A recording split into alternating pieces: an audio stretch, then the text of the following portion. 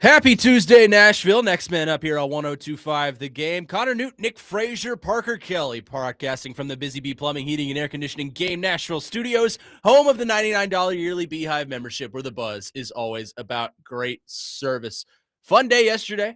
We missed Jake a lot. He's off on his honeymoon still, so I'm in with you for the rest of the week. Nick Frazier will have you covered on Friday because I apparently asked off Friday and I don't remember doing that, but I'll take a day off. That's There you fine with go. me. Nick Frazier, how are we doing this morning? Doing fantastic, man. Watched the Cardinals win last night against We're about to Milwaukee. talk about that. Well, I mean, what a great series that was over the weekend. You'll get to, but overall, this team's clicking on all cylinders. And not only that, I mean, yeah, Nashville SC tonight, probably the biggest game in club history. We'll get into that later on. I'm excited, man. This is a good time to be a Nashvilleian. It's a good time to be a Nashville sports fan. You have the draft lottery tonight as well. Yep. I mean, can life get any better? No, not really. I mean, I talked yesterday, and you know this. This is a pretty massive week for myself, but I'm not going to get super into that because I did that yesterday. But can life get any better than this? I tend to believe not. I mean, I would take a Titan Super Bowl in my life or something like that. But, for what we're working with right now, things are pretty good. Absolutely. We'll get there at some point. We'll right? get there. Super Bowl at some point. It'll get there. I mean, you mentioned it. We got to talk about the Cardinals. And we got to talk about the NL Central in general, because you know how much I love to talk about the NL Central. The Cardinals have now won 7 of the last 8. I told you Friday, I said, I think they're going to take at least 2 of 3 from the Dodgers this weekend. And they take the first 2 of the 3. Victory lap for me right there. But my thing is not important. It's the importance that this team is clicking on all cylinders. And, they're so young and they shouldn't be playing as well as they are, because their team is pretty much comprised of young prospects like Mason Wynn and JJ Weatherholt, and then like middle of the pack veterans like Pedro Paez and Dusty May, guys that shouldn't be, the top of where they are in the lineup or in the pitching rotation, and yet they're playing so well. So it just goes to show you that it's all dependent on who you have surrounding your organization. Like Jordan Walker, for instance, we'll use him as an example. He was not good through his first, 3 years of being a Cardinal. Oh, yeah. They bring in a new pitch or a new hitting coach. He changes his stance up. He changes how he holds the bat. Now he's making contact on the ball. He's slowed down a little bit in the home run department, but still, he's still an effective player and arguably one of the best players on the entire roster. So I'm just having so much fun watching this team. So much fun watching the NL Central in general. I mean, last night, I don't know if you saw, we'll talk about the Cubs, I guess, but they walk it off against the Reds in the bottom of 9 down to their last out. Unbelievable stuff. I mean, the Brewers are struggling, but I have no doubt that they're going to sell their souls to the devil at some point this season and somehow make an NL wild card appearance, because that's what they do. But even the Pirates are better than they would. Yeah, let's try that again. Even the Pirates are better than what they have been over the past few years. I mean, the pitching rotation is good with Paul Skeens and Bubba Chandler. You've got young prospects like Connor Griffin hitting the ball. O'Neal Cruz is hitting the ball. He just can't field better than a middle schooler.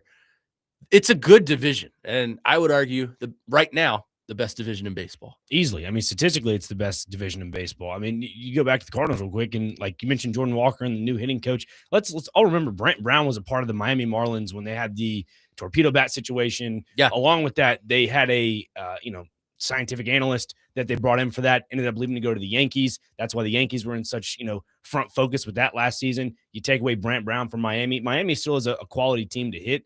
But then you bring him into St. Louis, and look what you've done with a young core. You're developing good habits. So that's what you have to do with anything. I knew this would come up. 615-737-1025. Ricky on the text line says, the Braves are the best team in baseball. Yeah. Yeah, I mean, are the Braves in the NL Central, though? No. They're in the NL. Yeah, they're in the NL. They're in the NL West. Or East, sorry. Directions are hard.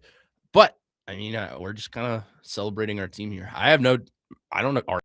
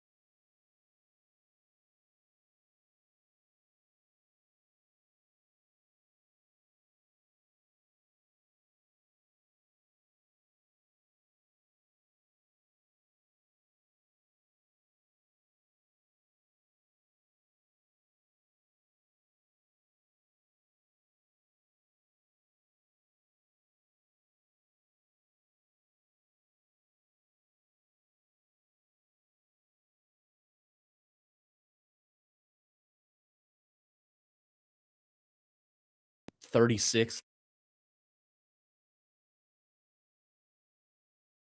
Surprised me. Let's see. Yeah, retired. Yeah, because he was a hitting coach for a while after he left the Cardinals. And then I think he got promoted, or maybe he just took some time off. I can't remember, but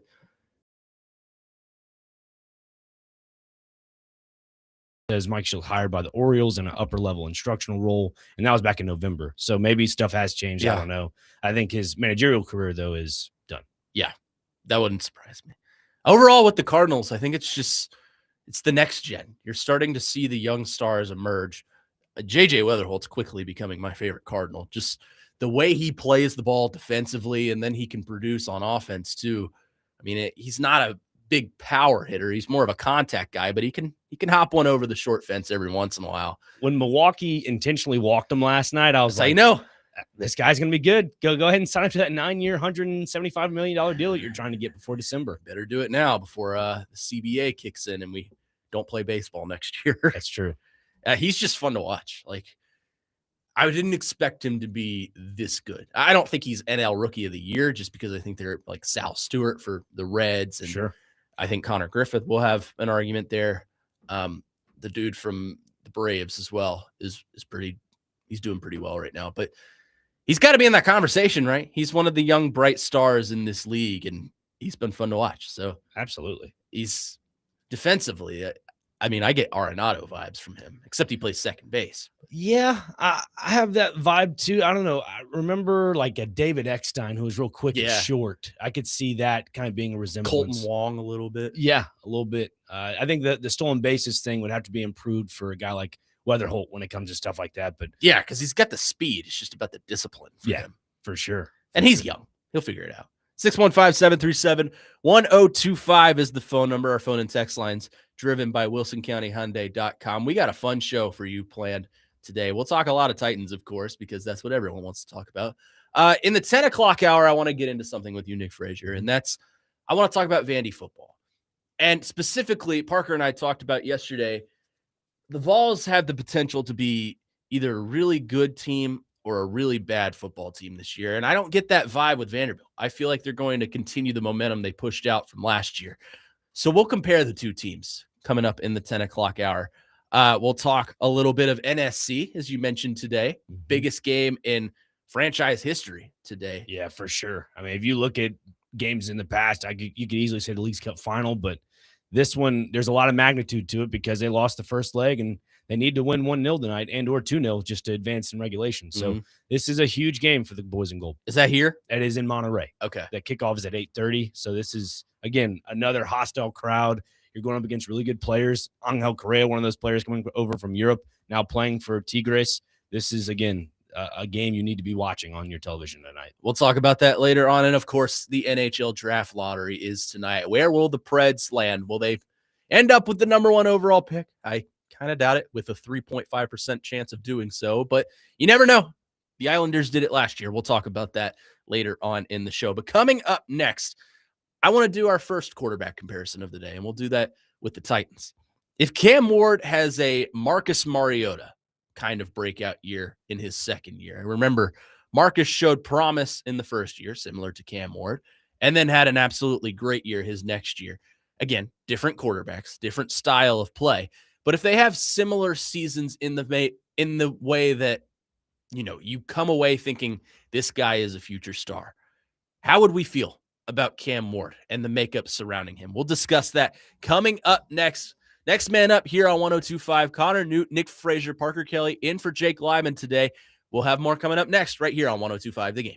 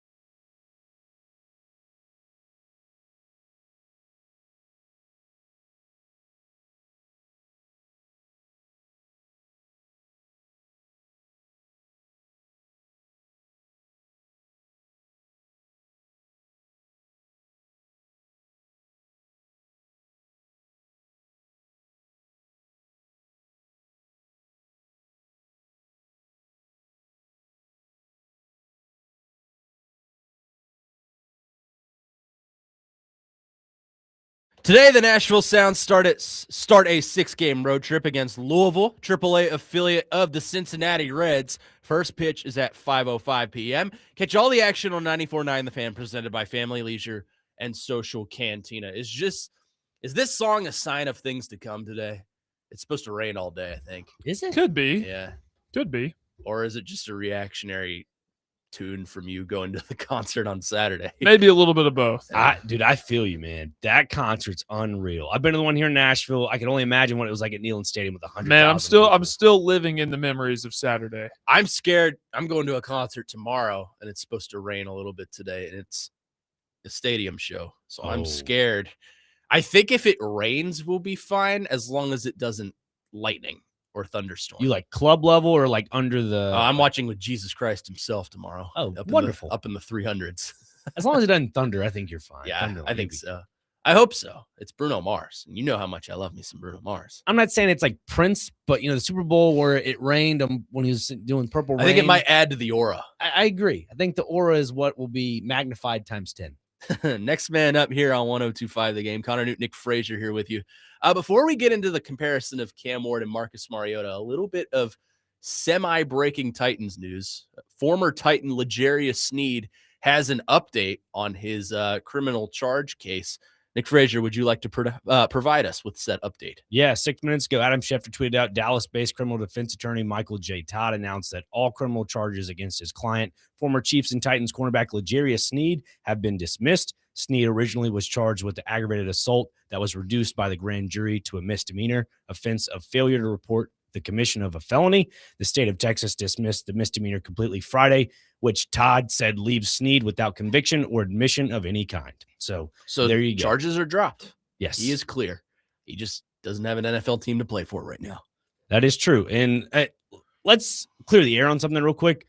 The off-the-field stuff, personally to me, did not reflect the on-the-field stuff because we all saw that those knees and those legs are not what they used to be when he was in Kansas City. So the fact that some people try to push that, narrative of saying, oh, it's the off-the-field stuff that really kind of carried this. No, they're separate issues. Yeah, they are very big separate issues. I don't know who would take a chance on him, to be honest with you. Maybe a contending team that has some depth on their secondary, but like a team like the Titans or the Jets or someone like that doesn't have that depth. I don't know if they would be willing to take a shot on that just because you need proven talent. And L'Jarius Sneed is proven talent, but he's also got that degenerative knee thing, and that's not going away anytime soon. And quite frankly, he's just not the same player he was in Kansas City. So I don't know. Yeah, and obviously different ages here, but Trent McDuffie getting traded from Kansas City to LA, I felt like Kansas City traded that guy at its peak. So they got maximum value for McDuffie. Kind of the same thing with the L'Jarius Sneed trade back then. Again, Borgonzi was probably on that trade because he was in Kansas City at the time. Yeah, sure. You're getting max value for a player that's coming off one of his more, I'd say, statistically high seasons in Kansas City. So, and it's not uncommon to see that, especially in the secondary market. Right, exactly. So you hope the best for a guy like L'Jarius Sneed going forward, but it's, I guess, refreshing in his case to hear that all these charges are dropped. So 97112 on our text line says now he can focus on his quad bruise rehab that he's been dealing with for 2.5 years. Unreal. Yeah, that's crazy, man. That is crazy. So I wanted to talk about today because I heard Robbie and Joe talk a little bit about this with Corey. They didn't get super into the weeds into it, so we're going to do that today. If Cam Ward has a similar season passing to what Marcus Mariota had his second year with the Titans, for context, Mariota threw for 3,426 yards, 26 touchdowns, and 9 interceptions. That is good for a 59.1 QBR and a 95.6 passer rate. Pretty damn good season. And that was the start of kind of the new era with the Titans. It was John Robinson's first year. You just brought in DeMarco Murray. You have a young offense, similar to the situation the Titans are in right now. So if we take those numbers and apply them to Cam Ward this season, knowing what we know about the offense, about the staff, about the team built around him, would you feel good about the development of Cam Ward and overall the progression of the Titans if we were to give him those numbers in his second year? Yeah, absolutely. And I think you could see Cam Ward being in a better situation than Marcus Mariota was in 2016. You had guys you're throwing to in Rashard Matthews, who was, I think, coming from Miami at the time with the Dolphins. Yes. So you're coming into a team that's, veteranly shaped. You had Tajay Sharp as one of your leading receivers as well. I think you look at this roster right now and say Cam Ward has better resources, better receiving intangibles on this offense. Wandale Robinson, Carnell Tate. I mean, the list goes on and on. I don't have to list anymore because we all know that. Calvin Ridley. I mean, you could say Calvin Ridley is the veteran of the group, which he is. I mean, this is it. How do I put this? This roster right now is a lot younger and more upside, whereas with Marcus Mariota, he, I guess, exceeded expectations with that roster in 2016. Yeah. Obviously, in 2015, they went 3-13. There's some similarities to that because last season, the Titans in 2025, this is funny how it's 10 years later, went 3-13 or 3-14, adding that extra game. Now you have this upcoming season where we both have kind of predicted for the most part. I know I had back in January, February with Big Joe on a Wednesday. So the Titans would be a wild card team at 9-8. And what they do in 2016, they went 9-7. So there's a lot of similarities there. And made the playoffs that year. Yeah. I was at that game. I remember that was the win and in against Jacksonville. And then they go on to Kansas City and, Marcus Mariota throws a touchdown pass to himself. They win, and then they get stomped out by New England, which I don't think anyone was going to beat the Patriots that year. But that's okay. I think Cam Ward is capable of producing these numbers. Kind of like you mentioned, I think this is a better constructed offense from a skill position set. However, I think there are going to be factors that play into this. Everyone's got to stay healthy. Parker and I yesterday talked a lot about the wide receiver room and how as a unit, they need to be consistent and a respectable unit, not just for Cam Ward, but for the progression of the offense. We know what Carnell Tate needs to be. I think we set the bar at 1,000 yards for him. Anything less than that is a disappointment. Anything more than that is just the cherry on top. But he's got to be a wide receiver one. Calvin Ridley, I think, needs to stay healthy. He doesn't need to be a 1,000-yard receiver, but he needs to be serviceable, and he needs to be a proven veteran wide receiver. Wandale Robinson and Gunnar Helm, we talked about yesterday, need to be the safety blankets for Cam Ward, especially when you're working across the middle, and we know how much Cam Ward likes to work across the middle. You saw it at Miami. You saw it at points last year with the Titans. I think overall, the wide receiver unit for the Titans just needs to be consistent. They need to be healthy. And, of course, Cam Ward needs to be consistent and healthy. But I could see a jump like this from year one to year two for Cam Ward. And the rest of Marcus Mariota's career, we know what happened. Injury played a factor. And, overall, after he broke his leg, he just wasn't the same. And thus began the Ryan Tannehill era. I'm not going to say that's going to happen to Cam Ward because it's an isolated incident. That's a different player, different style of player. Marcus ran the ball more than Cam Ward should.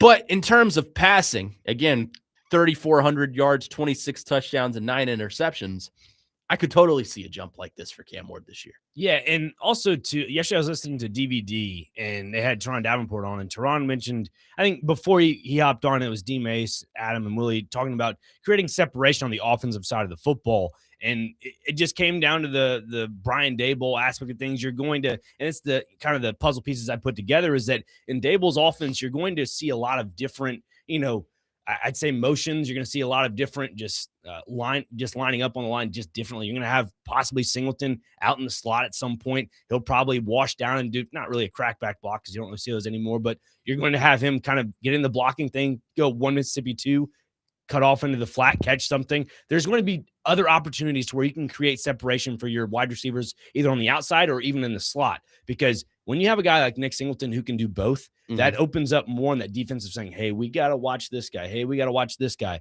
Because then now you can't really play that press coverage per se. You're going to have to step off about 5 steps, give or take, just to see what they do. So I think that's something you got to keep into factor, is that Daboll is going to keep every defense they go up against this season, hopefully, on their toes. Which is what you want. Right. It makes me wonder how much of a factor will Tajay Spears be in this offense if he even makes the team. Jake has kind of instilled the idea in me that, hey, Tajay might not make the roster because he's expendable now. Because you draft Nick Singleton and because of the injury history that Tajay Spears has, he's not a lock to make this roster. I think that he'll make it because I think he brings some things to the table when healthy. He's a pass-catching running back. So, and you know how much Brian Daboll likes to pass to the running back. You saw it with Saquon Barkley. You saw it with the other running backs in the New York system. Yeah. Cam Scatteraboo. But there is a little bit of doubt being planted in me and Tajay Spears. Yeah, look, right now Tajay Spears to me still makes the team just because of the broken foot situation with Singleton back at the Senior Bowl.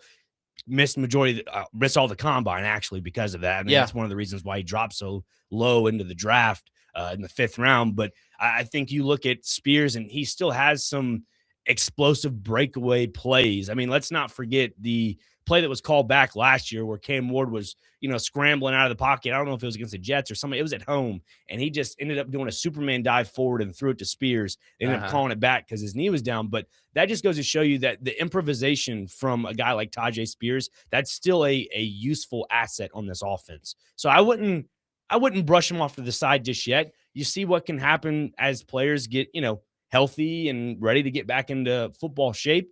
Then that's where I think we can start evaluating a guy like Tajay Spears. But it does seem like the narrative around him is starting to change rather quickly. Chip from Mount Juliet says, I think Chestnut and Spears are on the way out. Chestnut, definitely. Yeah. Because you bring in Michael Carter, you draft Nick Singleton, and of course you got Spears and Pollard.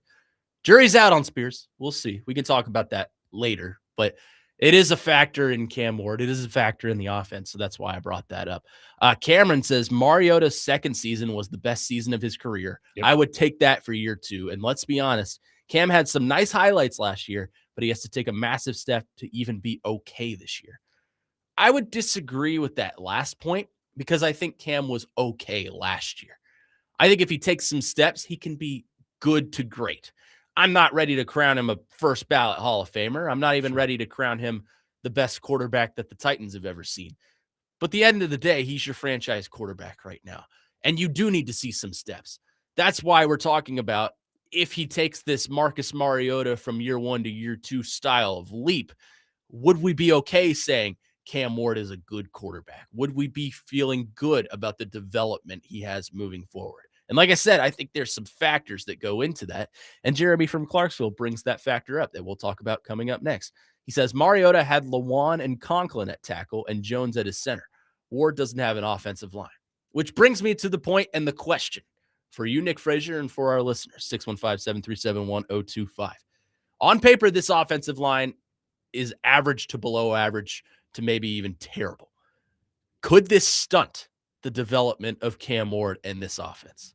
We'll discuss that coming up next, right here on Next Man Up. Connor Nute, Nick Frazier, Parker Kelly here with you on 102.5 The Game.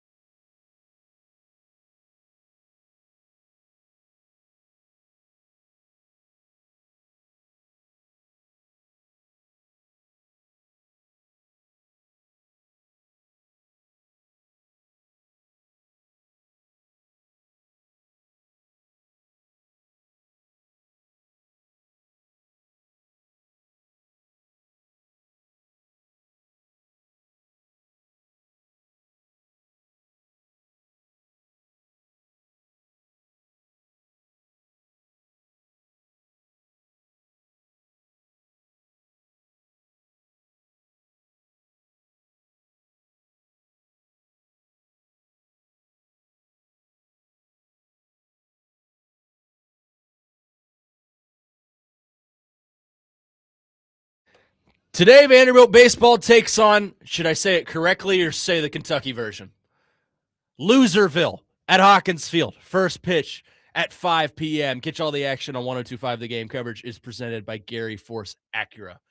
Welcome back in. Next man up, Connor Nute, Nick Frazier. Almost said Christian Skelton. I'm used to that. Parker Kelly here with you on this Tuesday. Jake Lyman out celebrating what Dove Kleiman dubs the most important thing in life, true love.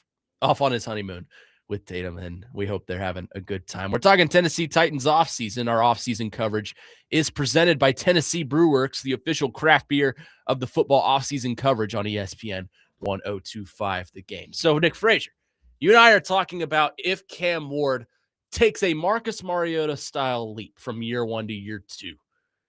Is that well, obviously, that's a good thing, but how would you feel about the overall momentum of the Titans moving forward? There is something that I think could throw a wrench into those plans this year, and that is the offensive line.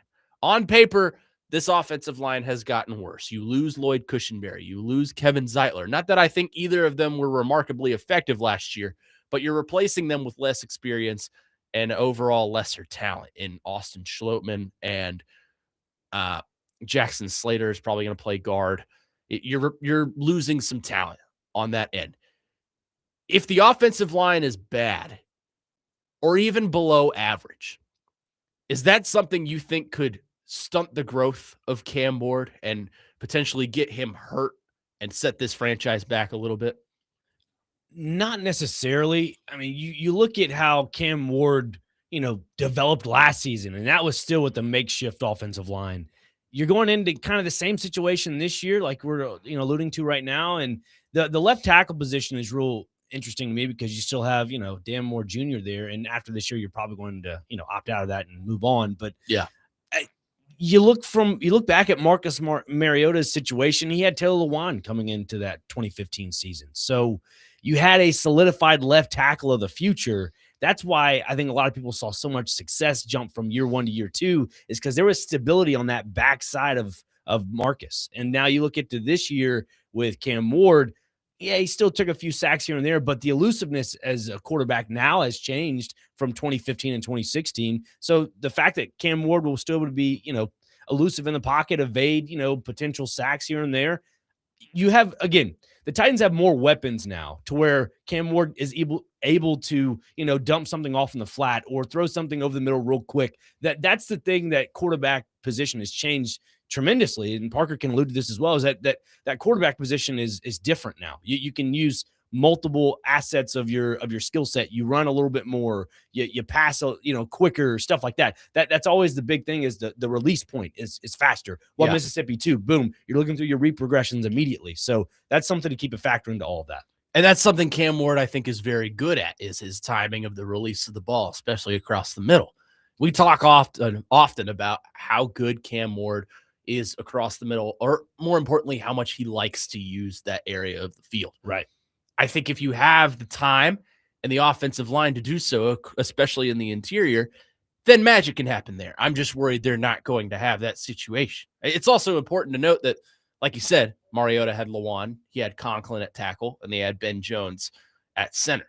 It's funny looking at this because I feel like Cam Ward has better offensive skill positions than Mariota had, but Mariota had a far better offensive line. So it's the tale of two offenses. Which would you rather have? Better playmakers or better protection? I would say in this case, again, it's a little different, but I'd rather take the better protection of it all. And that's why Marcus had so much success. But I would too. I mean, right now, for Cam Ward's sake, I think you would take the better skill set players. I think you'd take the better skill players right now. Yeah. I think you have to weigh it on both hands, right?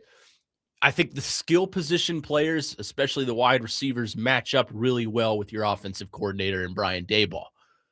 But I'm worried that on paper, this offensive line is going to be below average to bad and potentially get someone hurt, which is not what you want, especially with a young quarterback. So I'm a little bit worried. That's the one position that I'm pretty nervous about, is the offensive line in itself. And also, too, like I just looked it up online, the Titans had like $43 to $47 million in cap space in 2015. 2016, they had $49 million in cap space, roughly. You look at the Titans right now, they have roughly 60 to $64 million in cap space. They still got money. Again, they still have money that, I look at this as another opportunity for the Titans to go out in free agency and grab somebody on that offensive line. I mean, look, we both have discussed the defensive tackle position, the interior defensive line, and how much that Robert Saleh and that staff has bolstered it up through the draft and also free agency. I think you got to do the same thing for that offensive line position. Again, you only have a 53-man roster, so you got to really think wisely on that. But that's why you have competition. That's why you have preseason. That's why you have off-season training camps. Yeah, that's why you have all that, because you need to figure it out and figure it out quick. And let's not forget, June 1st, I think it's June 1st. It's either June or July. But June 1st is kind of the unofficial second free agency period where you start to see guys get waived from teams. So, I mean, it's a long shot, but who's to say a capable offensive lineman isn't going to be available at that time? And you have the money to bring him in. So I feel like there's a way that you can start to improve this offensive line. But then again, maybe this team feels really good about Austin Schlottman at center, and it feels really good about Jackson Slater at guard. And, you're going to need to see Peter Skoronski continue to be a capable offensive lineman at that guard position. J.C. Latham is a guy that really needs to take a step, as well as Dan Moore. But maybe they just feel really good about this offensive line. I don't see it, but maybe they do. Right. And like 2015 and 2016, Titans had Taylor Lewan, and then the following draft in 16, who they picked at number 8 in the first round, Jack Conklin. So you're solidifying that through the draft. Whereas for the Titans' sake, you're not really doing that. You're getting your supplemental pieces in the interior line, your guards and your centers in the later rounds, whereas your perennial tackles, they went to other teams. And again, this fan base would have been in an uproar if they go and draft, Spencer Fanu guy out of Utah. That I think the fan base would have been in an uproar. They wanted to go get that's why you asked me earlier, what would you rather have for Cam Ward? Is that the protection or the skill position players? And that's why I was saying skill position players, because even though I agree with you on this protection part, because that's what it is. But in this case, how football has evolved, I think with the quick release points and just the quick read progressions, Cam Ward's skilled enough to do that. Yeah. That's where you can say, I'm going to go with the skill position. Because you look at the Cincinnati Bengals in 2019, right? When they went to Super Bowl, 2021? Yeah, something like that? The 2020 draft. 2020 draft, thank you. They didn't really have much on that offensive line. Look at Joe Burrow now. They still really don't have much to truly protect 2021. Sorry. Yeah. Burrow was 2020. Okay, that's what I thought. 2021. They caught lightning in a bottle. I'm not saying the Titans could probably do that. They probably could, but I think they're more shaped up into being a better team than that Bengals team in 21. Really? Yeah. When it comes to skill position, when it comes to defensive prowess, that they have a defensive-minded head coach that can kind of, get things on the right track. And again, you have two head coaches, one as a coordinator, the other one as a true head coach that is also going to be facilitating the defensive plays. I think this is on paper, looks like a really good opportunity for the Tennessee Titans to be a sleeper team in the NFL this season. I think they could be a sleeper, but similar to kind of what the Patriots had to go through this past season, you need everything to fall into place perfectly. Cam Ward needs to become an elite quarterback, kind of like Drake May did. You need to capitalize on your wins and get them where you can. You need Carnell Tate to hit on all cylinders. You need to have this defense be the defense that's advertised. Play calling needs to be good. You need to see just kind of an overachievement for this team.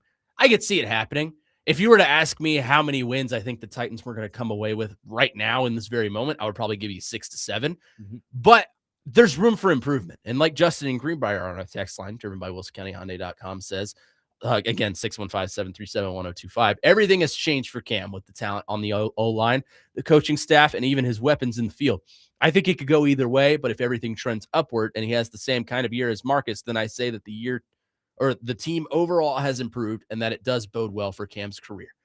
Again, we're thinking best case scenario here. Right. And maybe we're sunshine pumping it. Maybe we're not. But I'm trying to think positive here. It can be done. Cam Ward can take a step forward. And in fact, that's what you expect this year. That's what you want to see. And if he doesn't, then we're going to have a conversation about it. But I'm going under the impression that everything that played out last year in the momentum you have coming from last year is going to be amped to the next level. Cam Ward's going to play better quarterback play. Carnell Tate needs to be a wide receiver one. If he's not, then he's got to step it up. You're going to need to see good offensive line play. This defense is going to be good. You need to see it be a solid unit on a week-to-week basis. I think this can be a team that is a sleeper in the NFL. For the first time in a long time, there's positive momentum trending in the direction of the Tennessee Titans. So we'll see how things go. But overall, I think the hinge point of this segment, the hinge point of this conversation was Cam Ward. If he takes a step forward, then I think we have a pretty good team on our hands. Yeah, 100%. Tennessee Titans for sure do. And one more factor of all this, the Carnell Tate situation to me, again, really good player. Look, yes, maybe 1,000 yards should be the minimum for him. I know a couple weeks ago I said like 650. That was pretty low. Then it got up to 800. I think 800 to 850 for me is the sweet spot for Carnell Tate. I don't want to wish too much on a high expectation for him, because when you reach too high for an expectation, then everything else is not what you wanted. It says expect disappointment and you will not be disappointed. Yeah. So, well, not disappointment, but like just expect like 800 yards, because that's kind of what you need. Again, we talk about the 15, 16 teams with the Titans. Delaney Walker was a freak of nature when it came to being a tight end. That was Marcus's go-to guy. I think now for Cam Ward, you don't need a tight end per se to be your go-to guy. It is great to have those guys like Daniel Bellinger and Gunnar Helm, but you have other guys that you go and sign for millions of dollars, like Wan'Dale Robinson. You go and draft Carnell Tate. You still have Calvin Ridley on a team-friendly deal. You have developments in Chimdike and Alec Eilmanor. There are more safety nets than just one guy on this offense, which I love.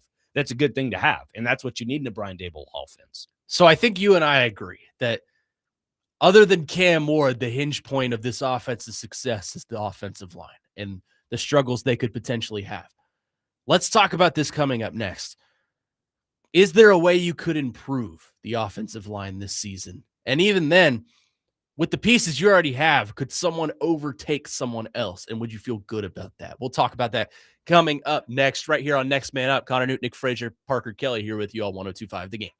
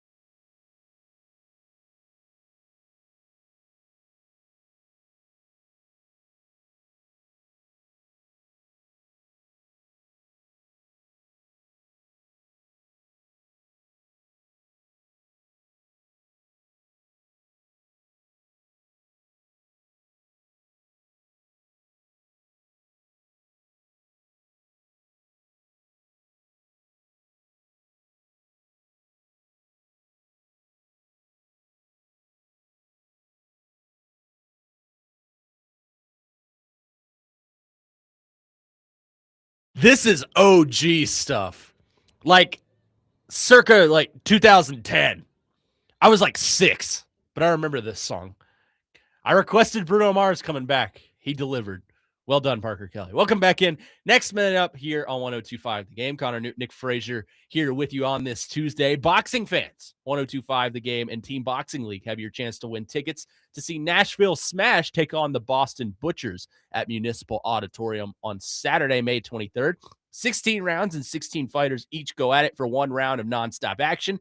Text the keyword FIGHT. That's FIGHT to the game text line at 615-737-1025 to enter for your chance to win. Now, that sounds like something I would like to be at. It's awesome.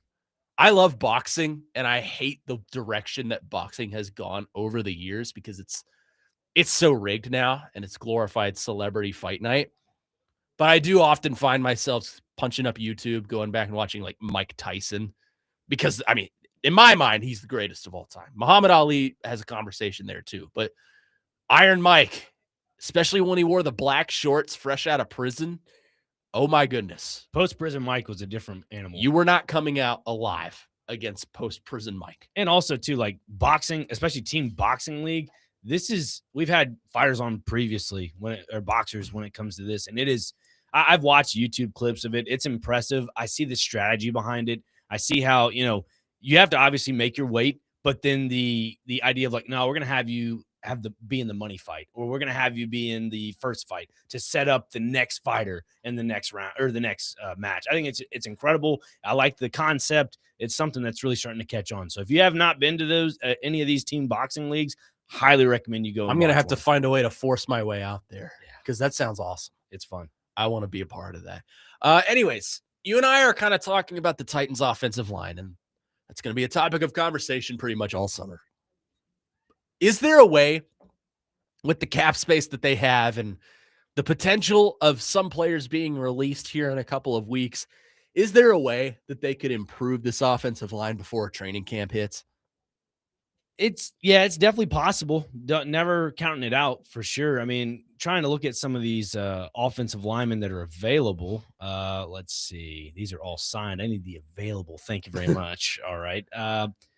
Oh boy. I mean, you're going to be spinning an arm and a leg. I mean, your guys that are really out there, roughly $10 to $13 million is what their market value is when it comes to Spotrac. So, I mean, guys that are out there, I mean, we talk about Conklin, that's a little far removed there. Joel Petonio, another one that is far removed. These are all veterans that, really solidified that Cleveland Browns offense. You have Cam Robinson. I mean, these are 30-something-year-old guys. It's tough to really find quality offensive linemen right now in the NFL because they're all bagged up. They're all into the team they're with. So to find a left tackle specifically for the Tennessee Titans, I think it's going to have to come from within, and they don't really have that right now. They are going to need a lot out of Dan Moore Jr. this season. I know I mentioned about, last segment that, you wonder if you can have that backside really solidified. It's still question marks for me. I don't know where else they can go from this point. You said exactly what I was thinking, and that I don't know if they're going to be able to find someone now because they're all locked up. All the good ones are taken. Similar to my female situation, my situation trying to find a woman. But anyways, I think it's going to come from internally, especially at the center position. So my question for you is, if Pat Coogan, who you spent a 6th-round pick on this year, beats out Austin Schlottmann for that center position, which I think could happen.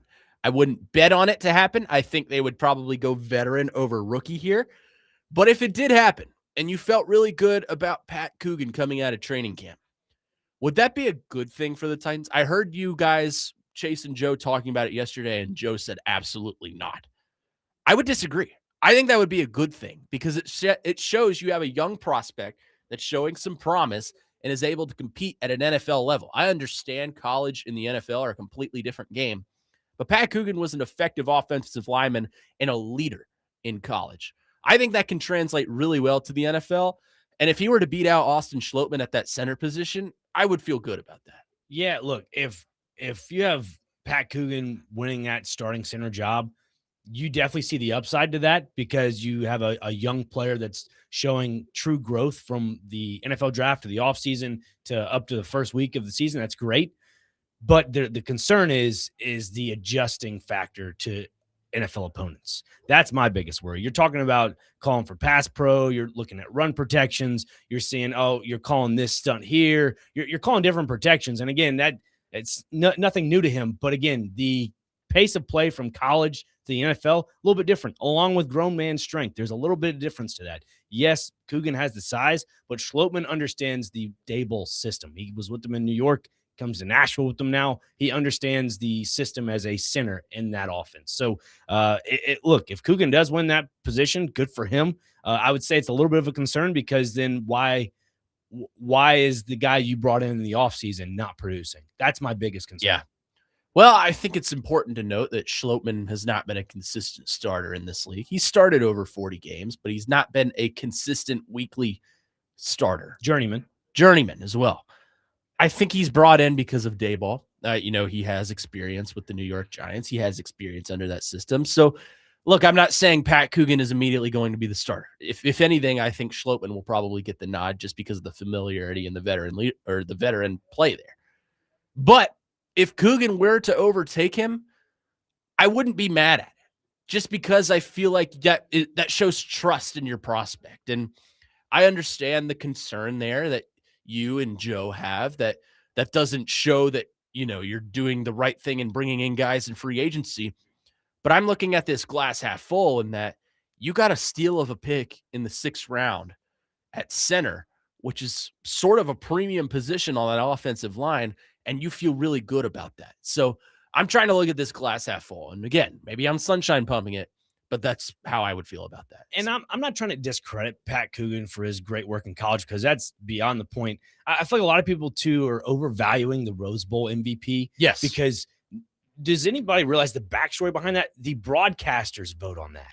So Right. That's Kirk Herbstreit and Chris Fowler. The broadcasters vote on that MVP vote. So, again, I'm not discrediting him whatsoever because he definitely deserved it. You go back and look at that game, the way he was able to command the offensive line, the way he was able to open up the small, like, A gap, and obviously the 11 and 12 runs for both those running backs, I think was huge. There was, I think, 2 touchdowns. If you go back and watch that game to where the left side of the line was not even wide open. It was just a minuscule gap in between the left guard and the center, and that the running back did the rest. He got to the second level, made a move, and was off to the end zone. So, again, not taking any credit away from Coogan. He did a really good job at all that, but I think that's something you got to put into factor. 615-737-1025 is the phone number. We'll get to your calls and texts coming up to start the second hour. Plus, I want to transition over into the college football realm of things. I think it's time to talk about some Vanderbilt football here. And, a texter pointed out that we're Vandy homers. I'm a Kentucky guy. He's a Mississippi State guy, so it's impossible for us to be Vandy homers. But I want to talk about the step that I think they can potentially take this year. With the addition of Jared Curtis, who's obviously the number 1 player in the nation in terms of high school recruiting, is there a way that this Vandy team could be better than last year's team? I think it's a true possibility. We'll discuss that coming up next to start hour number 2 of Next Man Up. Connor Nute, Nick Frazier, Parker Kelly here with you on 102.5 The Game.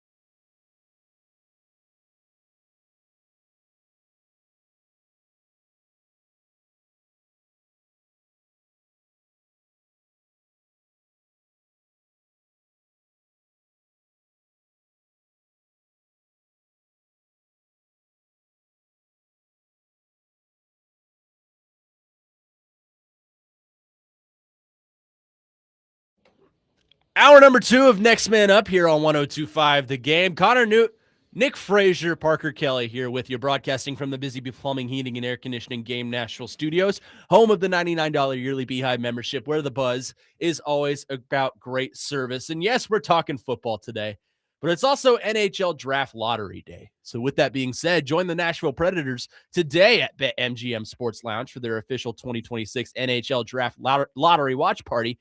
Admission is free, interactive games and contests, plus appearances from Preds alum Brian Johansson, Nash, the Preds Energy Team, and more. Also, 102.5 The Game will have coverage with Chase McCabe and Max Hers live from the event starting at 6. Doors open at 5, and the party starts at 5:30. We will talk about the the NHL Draft Lottery. I wouldn't be happy if the NFL decided to have a draft lottery. Yeah. I like the system they got going now. The NHL Draft Lottery we'll talk about later in the show. Real quick before we go on to Vandy, real quick. Something we were talking about in the break. I was mentioning with the running backs on the Titans and, that guard position, interior line. Here's the thing. And again, back me up on this if you can. Will you? Yes, you will, hopefully. The 12 personnel, when it comes to the Titans offense, you got to wonder if your running backs are going to step up in that, A to B gap range. When you have that 12 personnel, you're going to add that second tight end. And that's what we talked about in the break about Daniel Bellinger. Yeah. Is that you're going to have to use him on that left side to help out Dan Moore Jr. if he's struggling in pass pro, which, that it's a possibility. So if you have him to chip block on the outside of that line, then you have Singleton, Spears, Pollard, whoever else to step up into that, 1 to 2 A, B gap range. That's where you're going to have your extra protection on the backside. The only issue is it takes away weapons down the field for you. Yeah, and I mentioned to you that in watching film and in watching how Cody Bellinger, Daniel Bellinger is used, he's a 12 personnel tight end. He's a blocker. He's a goal line threat. He's used kind of like an Anthony Ferguson or someone you had Philip Supernall. Talking about 2015, might as well, right? He's going to be a factor in this offense because of the way he can produce. Yeah. But Gunnar Helm is going to be your move the chains tight end. Daniel Bellinger will be your goal line, your blocker, your pass pro kind of guy. They're very different tight ends, but they're both going to be effective. So I think Bellinger is going to be used kind of as an extension of the offensive line in a roundabout way. In 12 personnel, 11 personnel, you know how it is. But they're both going to be effective. Overall, I'm just kind of curious to see how this offensive line shakes out. Justin in Greenbrier on our text line, again, 615-737-1025, driven by WilsonCountyHyundai.com, says, I just need Pat Coogan to come in and at least perform to the level that they could start him. That means you have a bona fide backup and he doesn't have to start. Yeah, I agree to that point. But I feel like if it's close and Pat Coogan is on that line of starting right next to Austin Schlottman, I feel like you have to go veteran. Just because it's proven there. And, if Schlottman goes in and he sucks, then you have someone in the back end that you feel confident about. And I think that's what the point Justin is trying to make here. Yeah, and then you also factor in Jackson Slater, which is, I saw a tweet a few weeks ago, I think it was right before the draft, that it seems like Slater's taking more reps at guard, according to Borgonzi, reported by Bukarski on Twitter. So if that is your third case scenario at center, you have Slater to back you up way deep in the depth chart.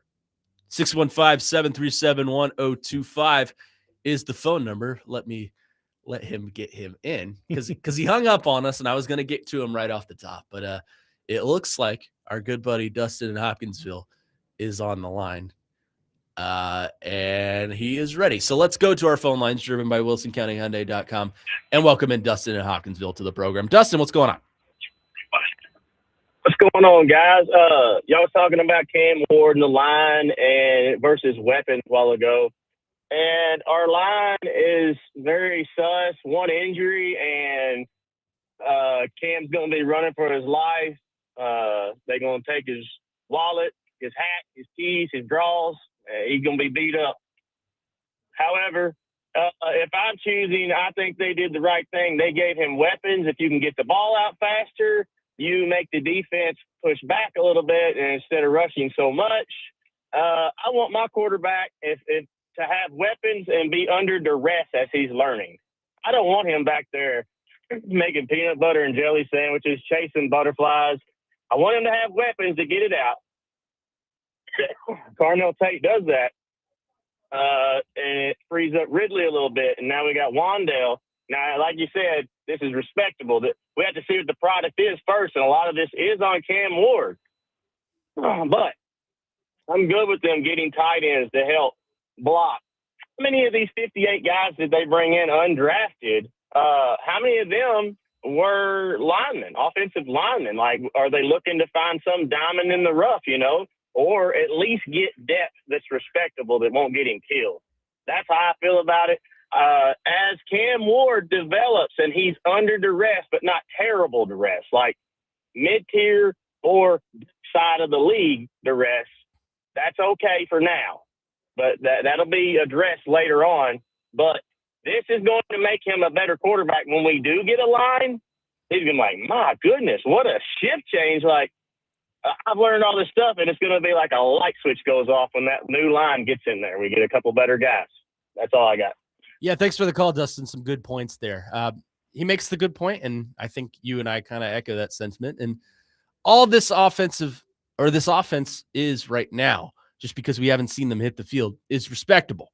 That's the word I've been throwing out. That's the word I was using yesterday, because I don't think they're elite on paper. I think they could be a good unit. So respectable, especially in terms of the wide receiver room, is the word I've been using. And that's all I need right now. I don't need an elite wide receiver room right now. We can get to that point, but this team is growing. It's developing. And, there's momentum there. There's progress, but we have to develop through the respectable to get to the elite. Carnell Tate is not an elite wide receiver right now. We haven't seen him hit an NFL field yet. Calvin Ridley, I feel like his best days have passed him. And Wandale Robinson and Jim DK and Alec Ioman are serviceable at their position. I think that is solid. That's respectable. Not elite yet, and we can get to that point, but it's solid and respectable, and I think that's a good thing. I mean that as a compliment.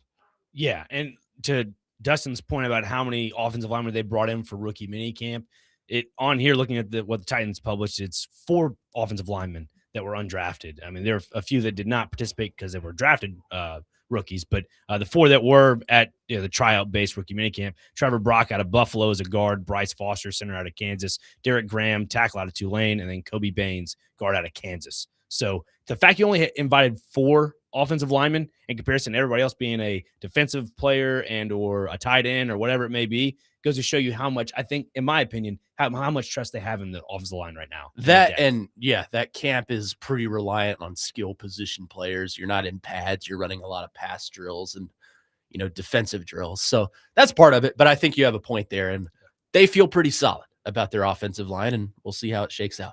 615-737-1025 is the phone number. Kevin in Florida says, you guys should be Vandy homers, second to your True Hope teams, of course. It's in all caps, Nashville radio station. Vanderbilt is finally good now after being the SEC doormat for so long. I hear you, Kevin. We'll be Vandy homers coming up next. Could Vandy take a massive step this college football season and become better than what they were last year? We'll discuss that coming up next, right here on Next Man Up. Connor Nute, Nick Frazier, Parker Kelly here with you on 102.5 The Game.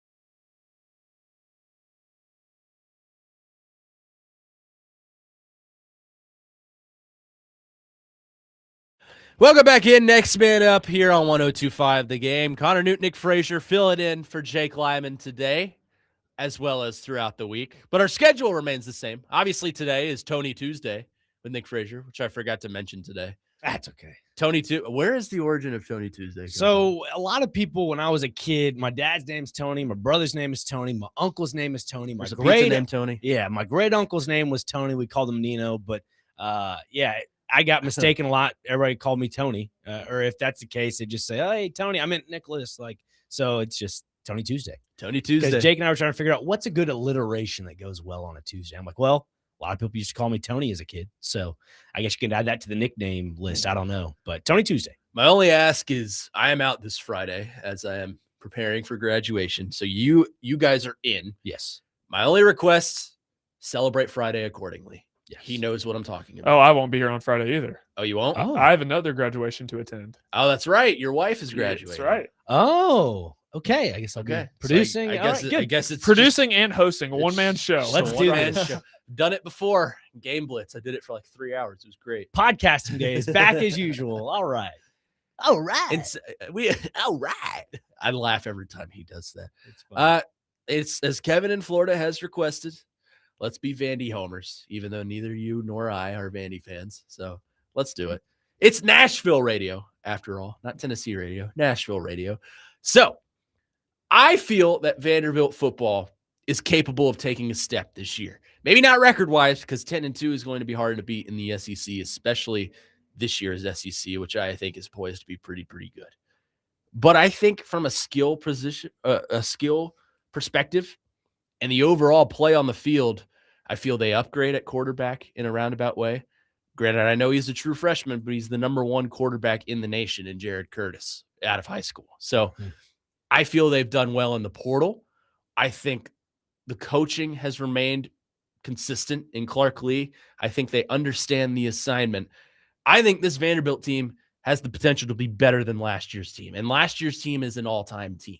I think this team has the potential to be better. 100%. I mean, you look at the true freshmen that are on the offensive side of the ball. You mentioned Jared Curtis. You also have Mitchell Smith, a true freshman at the tackle position, a backup tackle in the depth chart per se. Then Evan Hampton, you have a freshman running back behind, MK Young and Cedric Alexander, two of those guys that were a really good 1-2 punch last season for Vanderbilt. I could see Alexander and MK Young kind of really fitting into that role that we saw it with Indiana last year, where you had it with Black and the other running back. Yeah, I know who you're talking about. Yeah. Anyways, they were a 1-2 punch. They both had 1,000 yards rushing. You wonder if Vandy can kind of replicate something like that, because now without Pavia in the rotation at quarterback, you wonder how this offense looks. That's the big question mark for Vanderbilt going forward. I'm with you, Connor. This could be a I'd say breakout season for this Vanderbilt team to change not only the identity. I think they've already set the precedent of what they want their identity to look like on the field. It's the product that we're going to see from the skill position that I think is completely different. I think it's worth comparing the two quarterbacks in Pavia and Jared Curtis. You make a great point in that offense flowed through Pavia because of his ability to run. He had the ability to throw, and that improved from year 1 to year 2 at Vanderbilt. But his running ability and his size and his skill that he used through that are what made that offense flow. I think when you compare the two quarterbacks, Curtis is a much more well-rounded quarterback, and he has the opportunity to develop greatly as a true freshman starter. But it's all about pocket presence and awareness from him. He can run. He reminds me a lot of Josh Allen just with his size and his strength. But his main takeaway is his arm. He is a cannon of an arm. And when I say cannon, I mean cannon. If you go watch that Nashville Christian tape from this past year, you'll see what I'm talking about. He can throw that ball, and he can throw it hard, and he can throw it far, and he can throw it accurately, which is what you want in a quarterback. I think he is going to be the determining factor in how capable this Vanderbilt offense is, as is every quarterback. Will the bright lights of the SEC get to a true freshman quarterback, though? That remains to be seen. But Jared Curtis, to me, seems like the kind of quarterback that isn't rattled by things like that. I mean, he just won a state championship here this past season with Nashville Christian. He doesn't get rattled. by the bright lights. So it's similar to Pavia. Pavia never got rattled by the bright lights. His thing was he just talked too much. Curtis is the opposite, and I think he's more quiet, more composed, but he'll still go out there and prove you wrong. I think because of that, they have the opportunity to have better quarterback play than they had last year. Because Pavia, he's a gadget player in my mind. He was a good quarterback and arguably an all-time great for Vanderbilt football. Had the arm, could Not score. arguably. Yeah, he's probably the greatest quarterback in Vanderbilt history now that I think about it. But Curtis, I think, has the opportunity to continue that lineage of good quarterback play for a traditionally historically bad program. As Kevin in Florida told us, Vandy is no longer the doormat of the SEC. And that's kind of the common theme of the SEC this year is you're seeing these, and college football as a whole, really. We just saw Indiana win a national championship. You're seeing these historically bad teams rise above and emerge thanks to revenue sharing, thanks to NIL, and thanks to overall recruiting. Look at Kentucky. Kentucky is a traditionally bad program. They have the opportunity. They have a really hard schedule this year, but with Will Stein and the way that he's recruiting and the way that they recruited the portal, they have the opportunity to be pretty good this year. Indiana is the perfect example of this. They went from the second losingest team of all time to national champions and undefeated national champions at that. Vanderbilt, I think, has the opportunity to drive this momentum forward. And with a new look team, it's going to be a little bit difficult.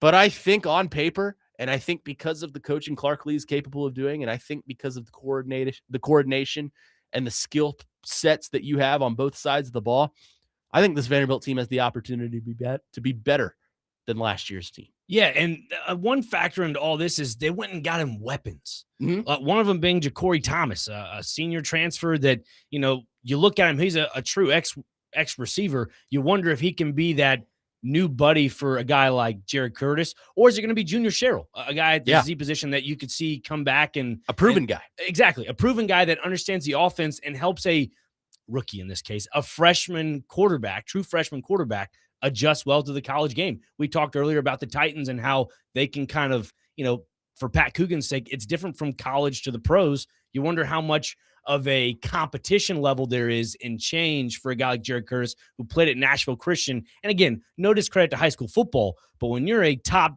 recruit as a quarterback and you're going up against guys that are my size, 5'5", maybe 180 pounds, you're going to be running over everybody on the football field. I played at his division. Like, DCA is in the same division as Nashville Christian, and it's far from what he'll experience in the SEC. Right. So physically, he's got all the tools, right? But it's more so about the mental development right now. I have no doubt he'll be fine, but there will be a learning curve. I agree with that. It's a matter of, can he navigate the bright lights of the SEC? And we're not going to learn too much about him in the non-conference for Vanderbilt this year, just because it's relatively weak schedule, and as is every SEC team. I know they're going to the 9-game conference schedule this year, and they're required to play one Power 4 opponent this year.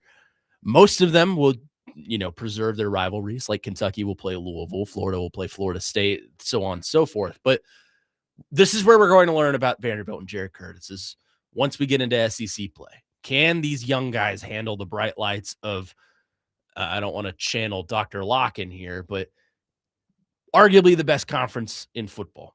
We'll see. 615-737-1025 is the phone Dr. number. Locke's on the phone lines as we speak. I figured he would be. Just kidding. We'll get to your phone calls and texts coming up next, but it does raise the question in talking about Jared Curtis. We'll compare the two, I'll even say the three quarterbacks in the state of Tennessee in the SEC. Who would you feel better about? Jared Curtis or one of two, George MacIntyre / Faison Brandon for the Tennessee Volunteers? We'll discuss that coming up next, as well as get to your phones and texts. Again, 615-737-1025 is the phone number. We'll do that coming up next. Next man up here on 1025 The Game.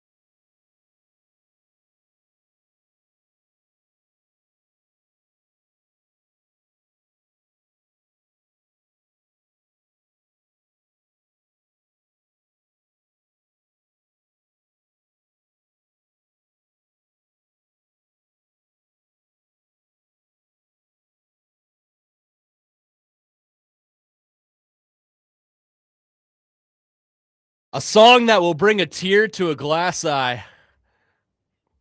Is this Train? It is. Yeah. Drops of Jupiter. Drops of Jupiter. That's right. I almost said Tears of Jupiter, but it's Drops of Jupiter. This is like Peter Byrne's favorite song. Like he talks about this all the time every time I listen to him. It's a good song. It's a great song. It's great. It's not respectable. It's great. That's right. It's a great song. Welcome back at Next Man Up here on 102.5 The Game. Connor Nute, Nick Frazier, Parker Kelly in for Jake Lyman today. Talking a little bit of Vandy football. And I feel we have summoned the great one. This is my first experience with this man, so I'm kind of scared. So I'm going to need Dr. Crane's help in this one here.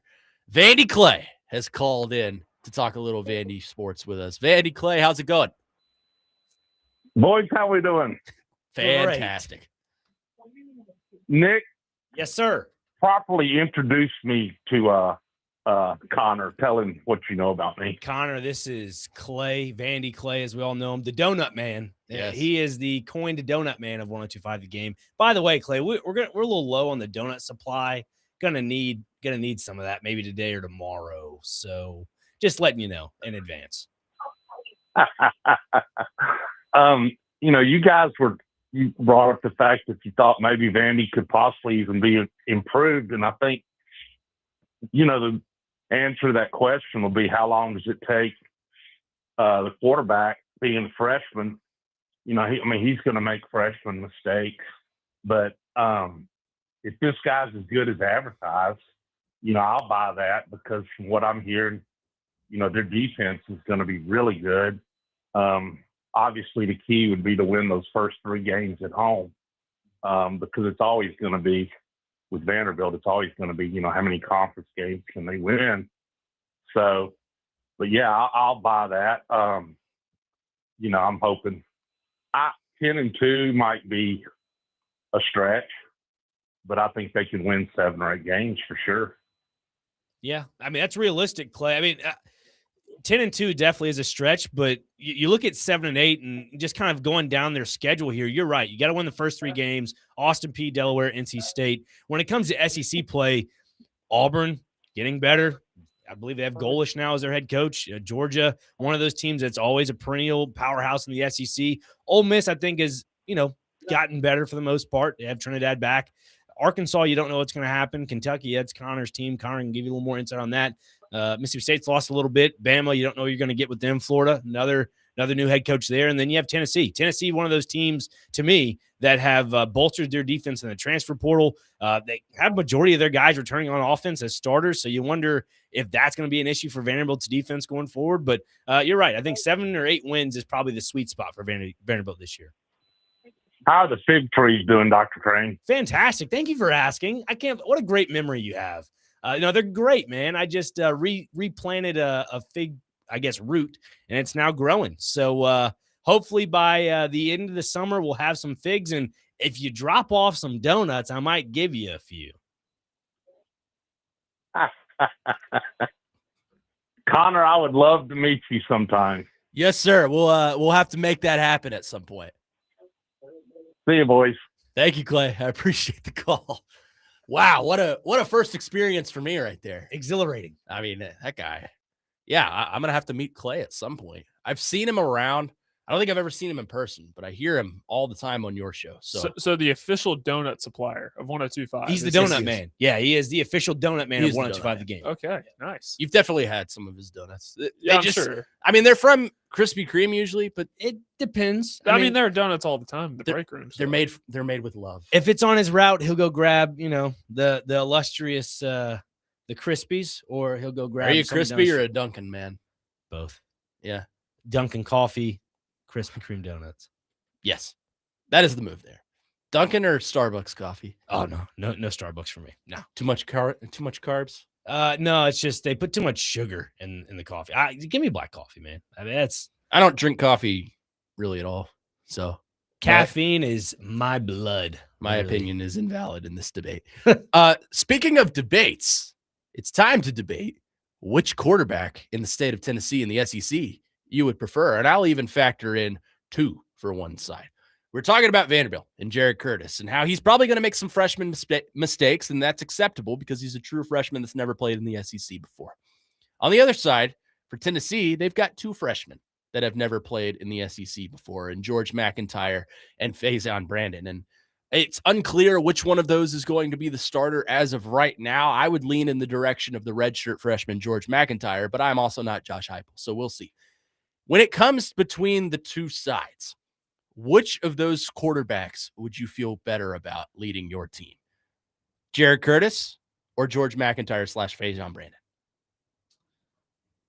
As much as this kind of pains me to say, I'm going to go with George MacIntyre. One, because like I mentioned with Clay just a second ago, Tennessee has not really gone to the portal on the offensive side of the ball. They have one left tackle that's, starting for them. That was a transfer, a redshirt sophomore transfer, that is. Everybody else is primarily on the defensive side of the ball. So if you can continue that continuity with the offensive side of the football with George MacIntyre, I know last season there was the controversy of Joey Aguilar and who's going to be his backup and who's really developing.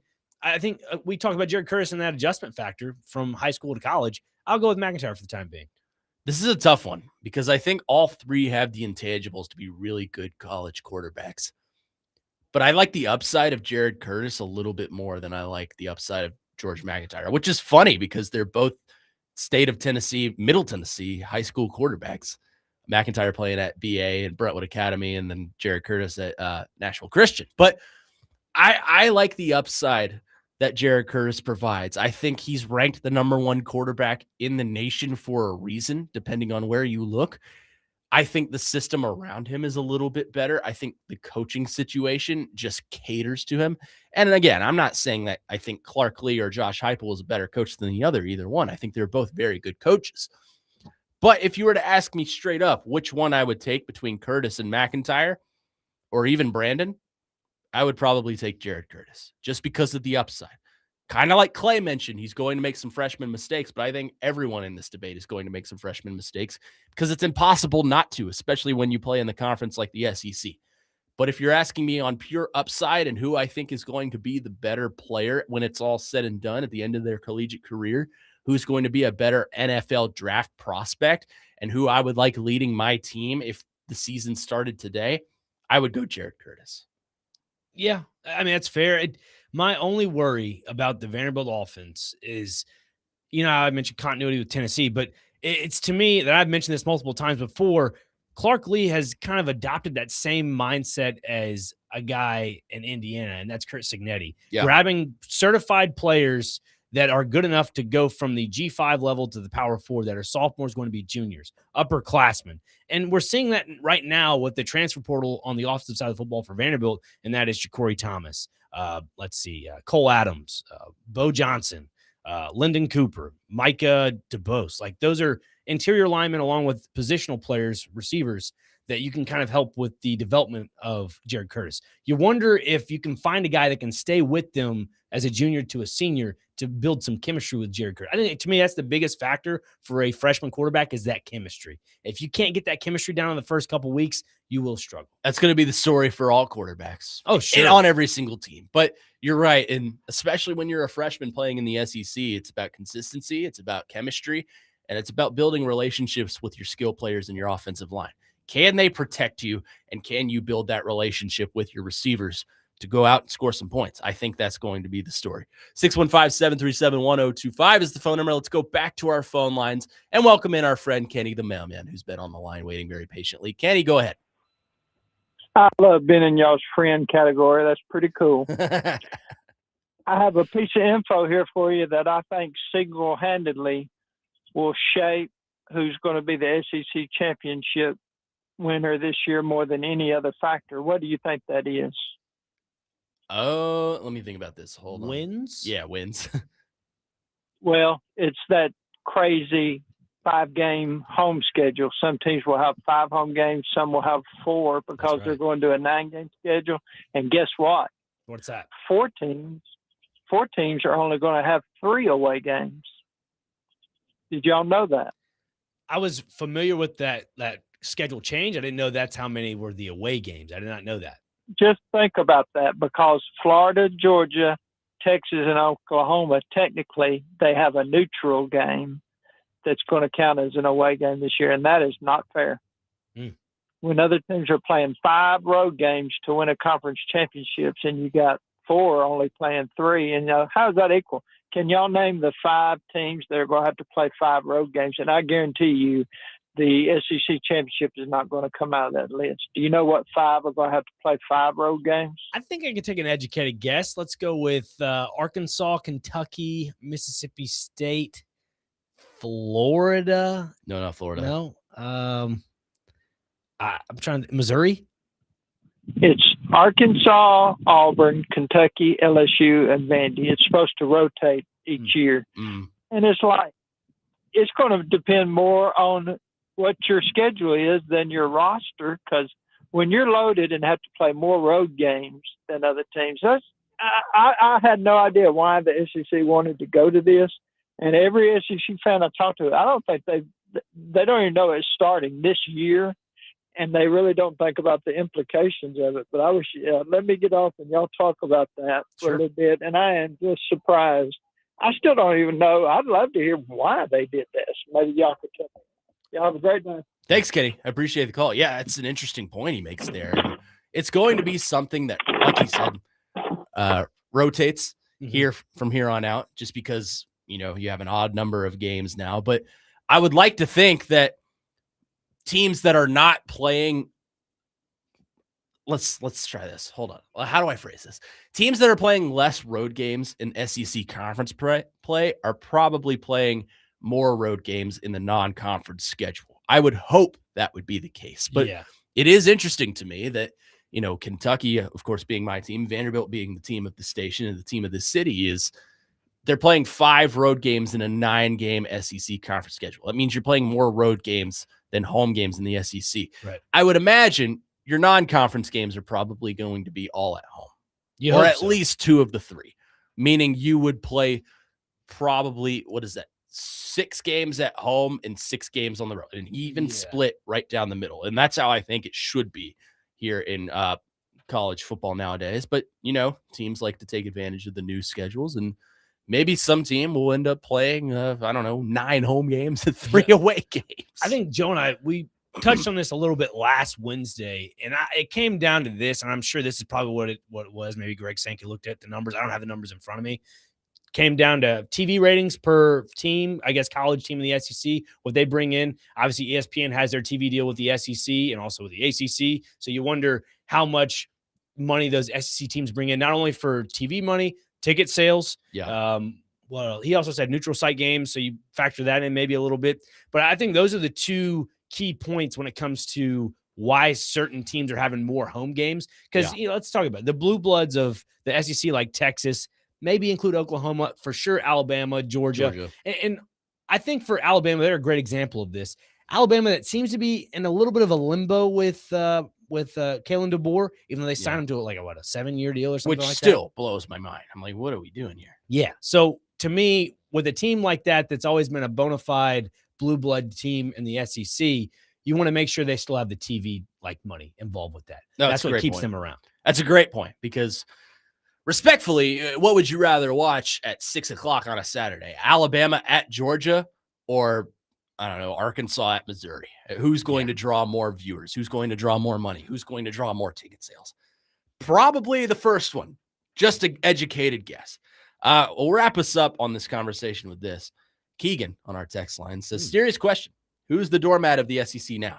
Kentucky or Mississippi State? Ooh. Keegan, serious question. How would you like to be banned from this program permanently?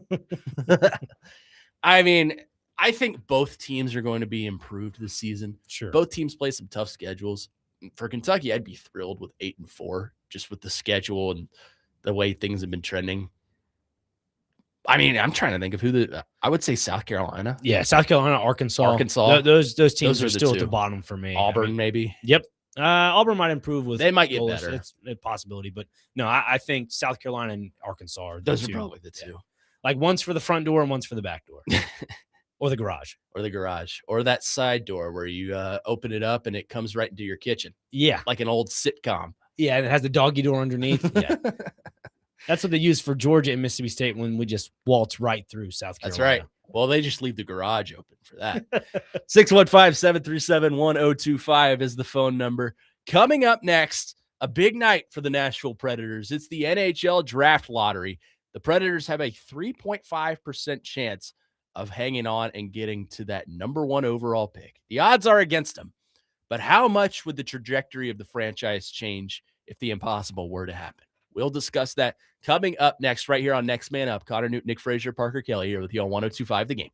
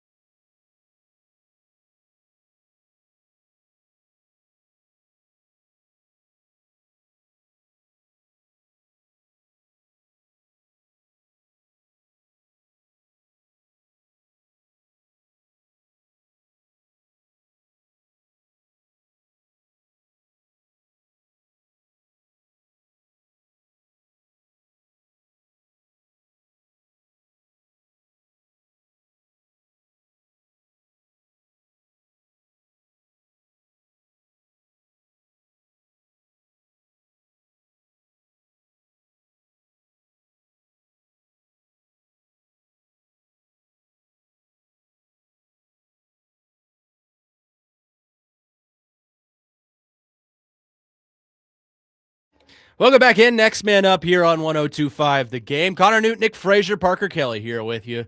And tonight, a very important night in the NHL and a very important night for the Nashville Predators. Tonight, the NHL Draft Lottery begins on ESPN, I believe at 6 tonight. Chase McCabe and Max Hers will have you covered with coverage streaming on YouTube of how that thing shakes out.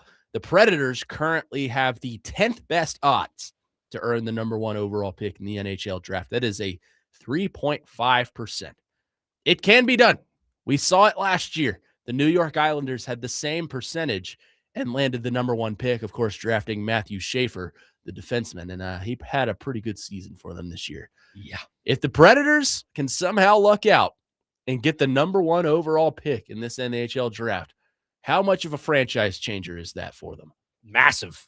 Oh, my goodness. This puts you in the Gavin McKenna race. I mean, you're taking Gavin McKenna. You're taking Gavin McKenna. And, like, I was listening to Robbie and Rexford yesterday, and they kind of mentioned it today about Brady Martin, how much he has to be an immediate, like, not immediate success, but, like, that's the question of what is the production you need to get out of Brady Martin when he gets called up to the Nashville Predators.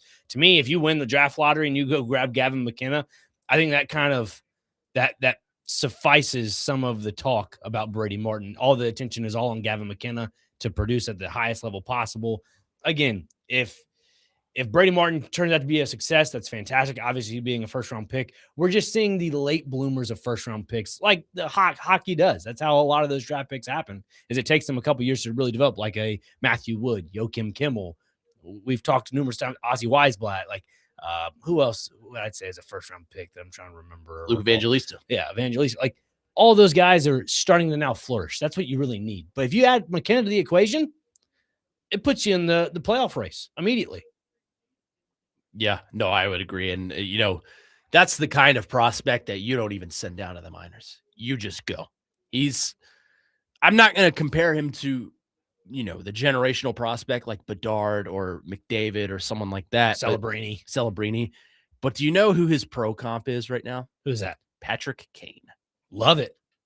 That is a goal-scoring forward. And the Predators could use someone on that front line to go off and score some goals. So, look, Ryan O'Reilly and Steven Stamkos and Philip Forsberg are not going to be here forever. In fact, I would argue they're gone in the next, well, maybe not Forsberg, but O'Reilly and Stamkos are probably gone in the next 2 to 3 years, in my opinion, just because they're aging.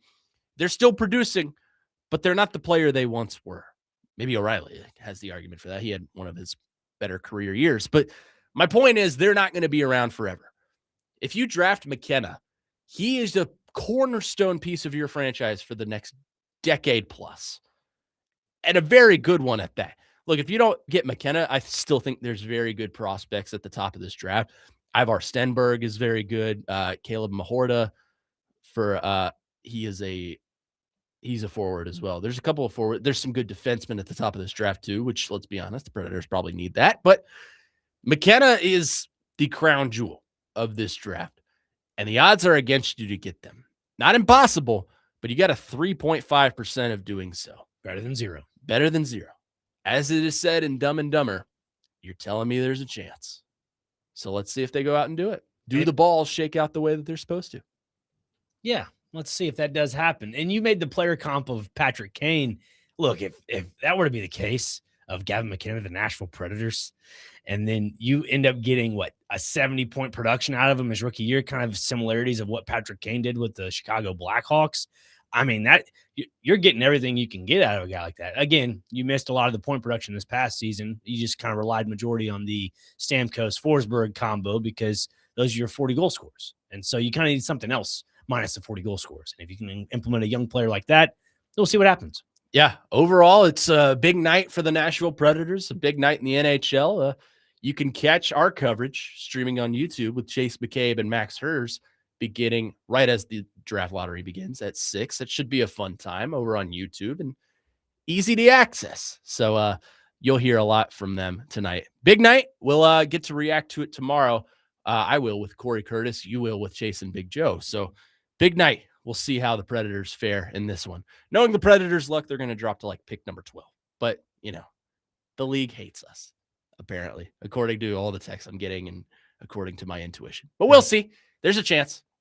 there is a 3.5% chance of it happening. We'll see. 615-737-1025 is the phone number. Coming up next to start hour number 3, we'll get back into the Titans talk. And I heard on your show with Chase and Big Joe yesterday, Terry McCormick make a very interesting point, and I'd like to comment on that.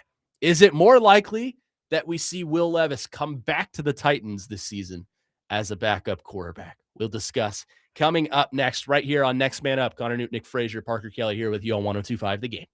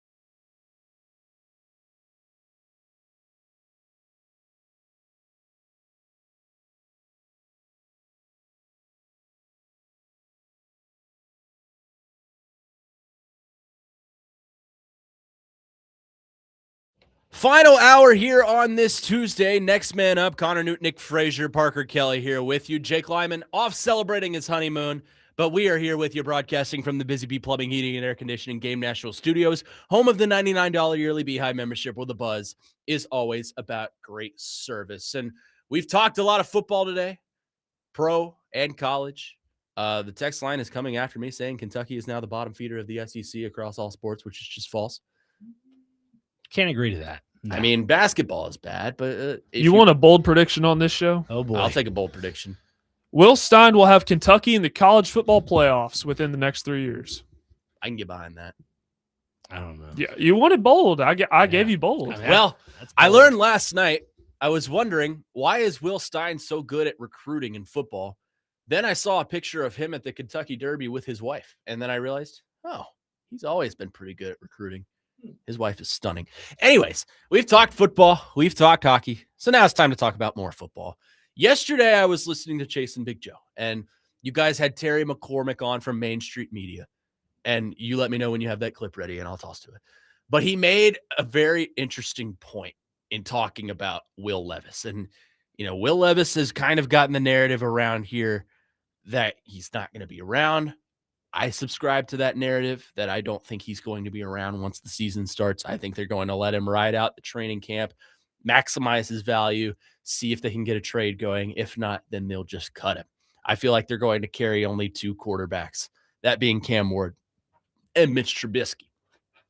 But Terry McCormick has kind of swayed a little bit of an opinion in me. I heard him yesterday with his take saying that there's a way that he feels Will Levis could, in fact, be back on this roster as a backup. Probably QB3 behind Mitch Trubisky. But regardless, you're still a quarterback in this roster. Here's what Terry McCormick had to say yesterday on Chase and Big Joe.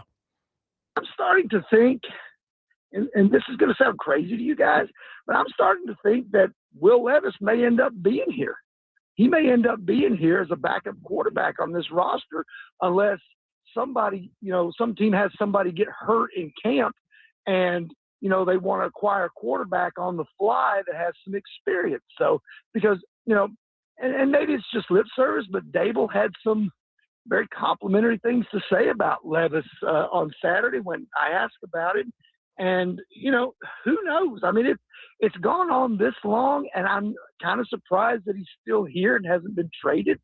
But, I think the one thing that's probably working against the trade right now is the fact that, he missed all of last year. Nobody's seen him throw a football in a year. And it's going to take somebody, seeing is believing, I guess, to, offer something for him. And who knows if that'll happen at the camp cut deadline. So there you go. That was Terry McCormick yesterday on the Chase and Big Joe show. They're coming up in an hour right after us. So stick around, stay tuned to 102.5 The Game. But I think that's a very interesting point right there.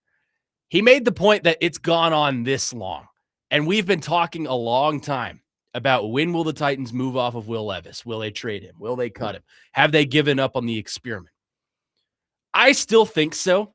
I still think they're going to go through camp, try to maximize his value, see if they can get a trade partner going. But what Terry said there about the votes of confidence that Brian Daboll has given him, the votes of confidence that Mike Borgonzi has given him, I'm starting to see a world where I can see Will Levis back with this team as maybe the QB2 or the QB3. Because I feel like this might be a better situation for him than being a starter for a team that just is in desperate need of a quarterback, like the Jets, like the Cardinals, like a team that I don't think he could properly develop under. The ideal scenario for him would have been the Los Angeles Rams, in my opinion, but they take Ty Simpson in the first round. I think the ideal situation right now for him would be San Francisco as a backup. We'll see what they do with Mac Jones. He's going to be right now, he's still the backup there. But Terry has kind of raised that idea for me, and maybe Will Levis would be better off here as a backup. What do you think about that? I mean, yeah, it's definitely a possibility. It was something that kind of struck a chord when I heard it because Jake and I, when we were doing those little mock drafts on the stick to the model, we kind of were in favor of, the Rams being the possible suitors for a team out west for Will Levis, and they go take Ty Simpson in the draft. That, I think, is what really played a factor into shaking things up for a potential trade with Will Levis somewhere else. But when you look at the backup quarterback position, you signed Mitchell Trubisky this past offseason to a 2-year, $10.5 million deal. $6.8 million of that is guaranteed money. $2 million of that is a signing bonus. That's $8.8 million out of the 10.5. So it makes you wonder, more than likely going to opt out after the second year if things don't go well, or if they want to have Will Levis as a backup quarterback. So that might be the other option there. It leaves the door open. So yeah, I think Terry might be onto something there. As for Brian Daboll's comments, I obviously did not hear them, was not hearing the inflection in his voice. I wonder if it's something similar to when he was asked about Calvin Ridley in the introductory press conference when they introduced him as the offensive coordinator. I wonder if it's something similar to that. But that's something that you might need to keep your eyes and ears open for when it comes to that third position on the quarterback room. The thing that stuck out to me there is he said the bodes of confidence from Brian Daboll, which makes me think if Will Levis is still on this roster, granted, he's not going to be the starter. He's not going to start over your number 1 overall pick in Cam Ward, nor should he. But is Will Levis the kind of quarterback Brian Daboll thinks he can fix? And by fix, I mean turn into a capable starter that can go somewhere else. He's not going to start here. The experiment with Will Levis as the starter for the Tennessee Titans is over. It's done. Unless something absolutely tragic happens and Cam Ward goes down with injury and then they don't feel confident in Mitch Trubisky or he gets hurt as well. But I feel like this is a redemption project for Brian Daboll. He's trying to see if he can develop Will Levis into something capable somewhere else. Look, I know we're going to get texts about maybe Will Levis. The people on the Titans fan base don't like Will Levis. And a lot of them are Vols fans, so there's a reason behind that. But I'm not saying I want him to be on the backup side of things. I would love nothing more than to ship him off and get some value for him. But from the thing Terry said there about the bodes of confidence that this team is giving him, and the fact that it's gone on this long, I'm honestly starting to see a world where Will Levis is still on this team as a backup. That's just my opinion. I don't think it's going to happen. I'm going to stick with my original idea that they're going to go through this camp, maximize his value, and either trade him or cut him. But he raises a good point that the fact that this has gone on this long kind of tells you something. Yeah, and I think it comes down to the decision making for Will Levis, as we've talked about a little bit already. But last season and the season before, when it came to the pick six in Chicago, the illustrious throws that went elsewhere, the roll to Tajay Spears against the Jets, the mental aspect of the game for Will Levis needs to start coming along quicker than his physical attributes. Everybody knows he can throw the ball a country mile, but you need to see the mental game of Will Levis start to develop a little bit more. And maybe that's what Brian Daboll is able to kind of fix for him. Mm-hmm. And if that is the case, like you're talking about, they would probably, boost that trade value through preseason. And at the end of training camp and preseason, you want to see if they can possibly get something for him. So yeah, that is a good point. Will Levis is like that meme of the record player outside of the garage sale that says does not work, but could be fun to fix. Maybe Brian Daboll is interested in attempting to fix Will Levis. Not to be the starter of the Tennessee Titans, but to be a capable quarterback elsewhere. 615-737-1025 is the phone number or phone and text lines. As always, driven by WilsonCountyHyundai.com. We'll continue this conversation coming up next. Get to some of your phone calls and texts as well. Plus, is Will Levis better here as a backup than as a starter for a QB needy team? We'll discuss that coming up next. Next man up here, Connor Nute, Nick Frazier filling in for Jake Lyman this week. We'll have more coming up next right here on 102.5 The Game.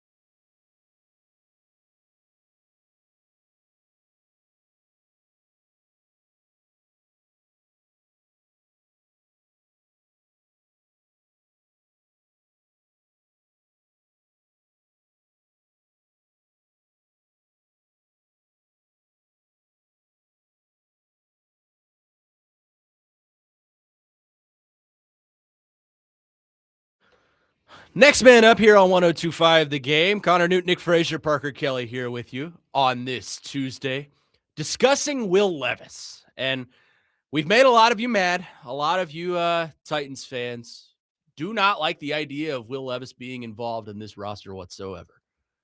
And I'm sort of with you in that I don't think he's going to be on this roster come the start of the season.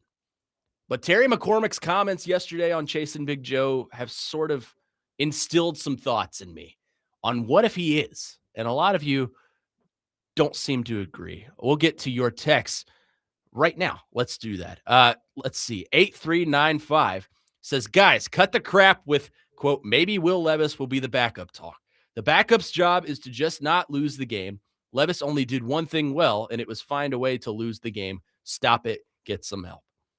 I mean, Will Levis won some games. Let's not play revisionist history here.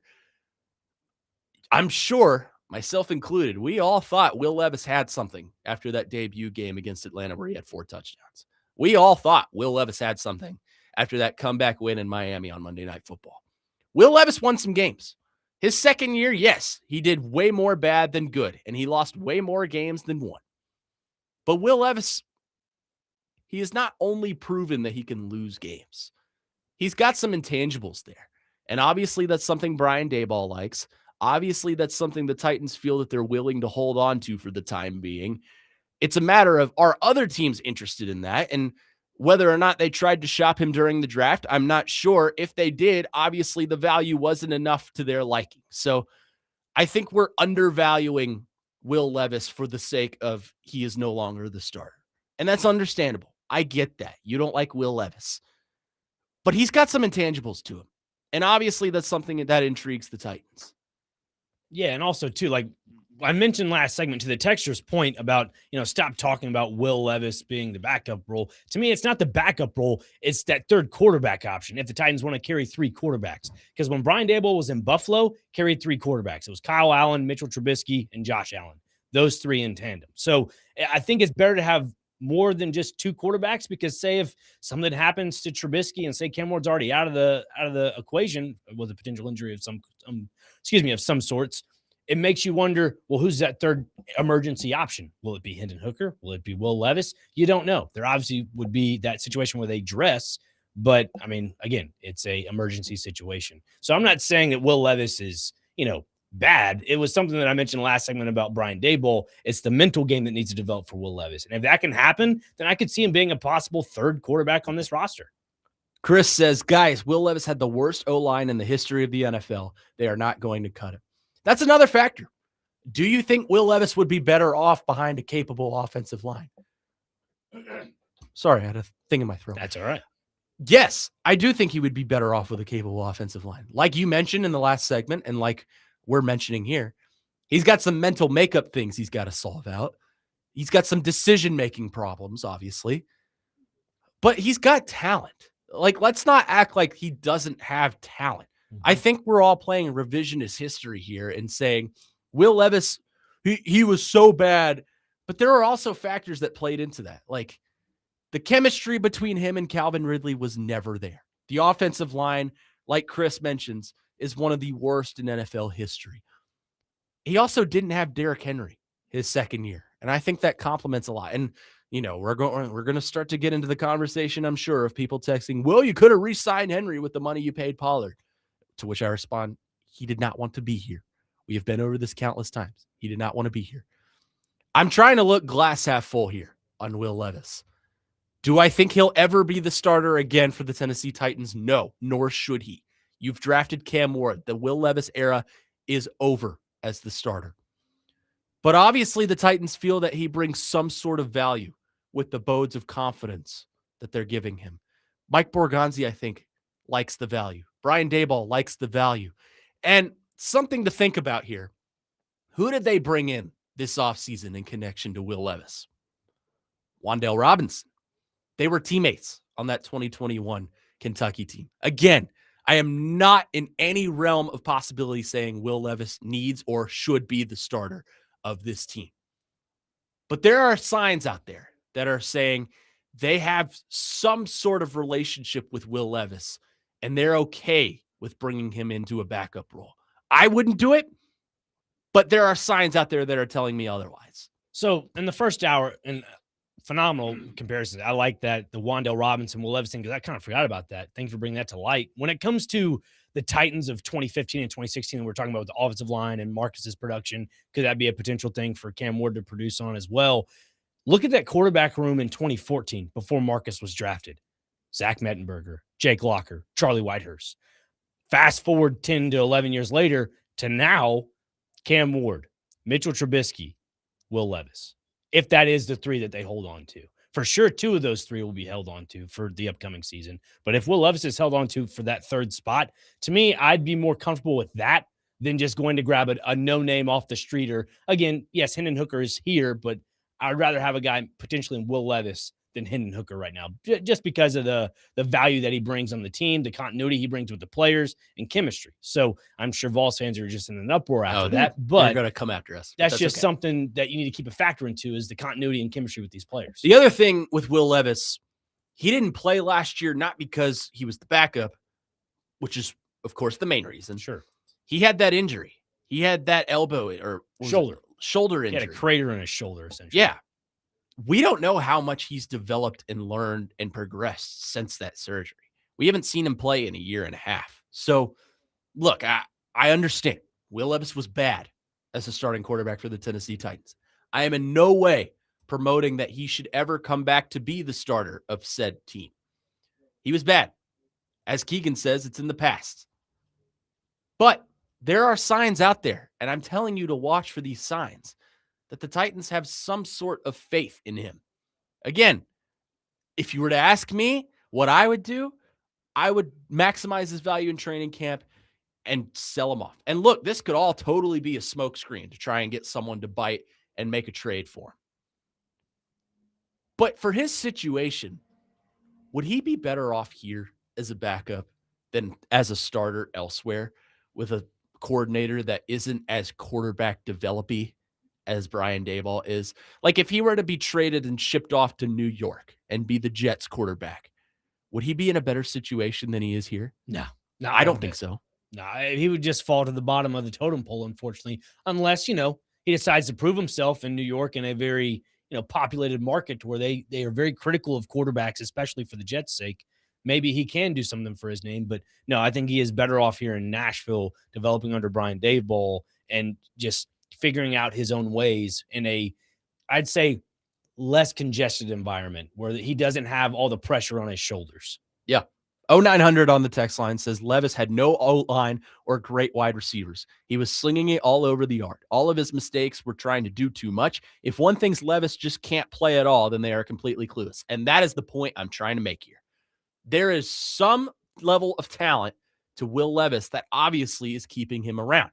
It's not like he's Nathan Peterman and just can't play whatsoever. Or who was the one they brought in a couple years ago as the QB3 and he threw a pick on the first play of the preseason game that he got in? Tim Boyle. Yeah, Tim Boyle. Tim Boyle. Yeah, that's right. Tim Boyle is a player that can't play dead. Will Levis is not that. I'm just telling you. There are signs that are pointing to the Titans are either trying to get someone to trade for Will Levis or they have some moderate interest of keeping him on as a backup. Are they going to pick up, a contract extension with him? Absolutely not.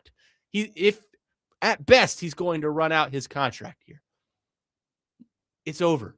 It's done. And I think some of you are trying to grapple with the idea that Will Levis was a bad quarterback as a starter, so he's a really bad quarterback as a backup. And I don't think that's true. I think some quarterbacks are just more suited for different roles on different teams. And for this team, Will Levis is better suited as a backup. Maybe he's better suited as a starter somewhere else. Maybe he's progressed. Maybe he's learned a lot. Maybe he's compromised his mental makeup. Yeah. But for this team, he's done. It's just a matter of what kind of role do they want him to serve? Do they want him to be a backup or do they want to send him off? And right now, based on what I heard Terry say, based on what I'm hearing about Brian Daboll and Mike Borgonzi and the bodes of confidence and Robert Saleh and the bodes of confidence that they're giving him, they have some sort of interest in keeping him around on some level. Well, let's put this in a factor real quick. To your point, to the texture's point about the O-line and just what everybody's saying in that circle, he's 26 years old. The guy's not even 30 yet. just past his mid, or still in his mid-20s for the most part. But you look at that and say, the development process of Cam Ward, how we talked earlier about how everything's getting quicker for quarterbacks. Your read progressions, you're scrambling out of the pocket. And we talked about earlier about the 11 and 12 personnel with the 2 tight ends. You have to solidify that backside of the offensive line with Dan Moore Jr. And you see what other running back you can put in there as extra help. You wonder with a guy like Will Levis, if he were to flourish in a situation like that. Again, to the Texas point, yes, offensive line has been a bit of an issue. It still is kind of a bit of an issue, but I think it's in better hands than it was 2 to 3 years ago when Will Levis was at the helm. I would agree with that. 615-737-1025 is the phone number if you want to get involved in the conversation. We'll get to some of your thoughts and texts coming up next. Plus, I have Nashville SC radio reporter Nick Frazier here in studio with me. And he says tonight's game is one of the biggest, if not the biggest, in franchise history. We'll have him discuss coming up next, right here on Next Man Up. Connor Nute, Nick Frazier, Parker Kelly here with you on 1025 The Game.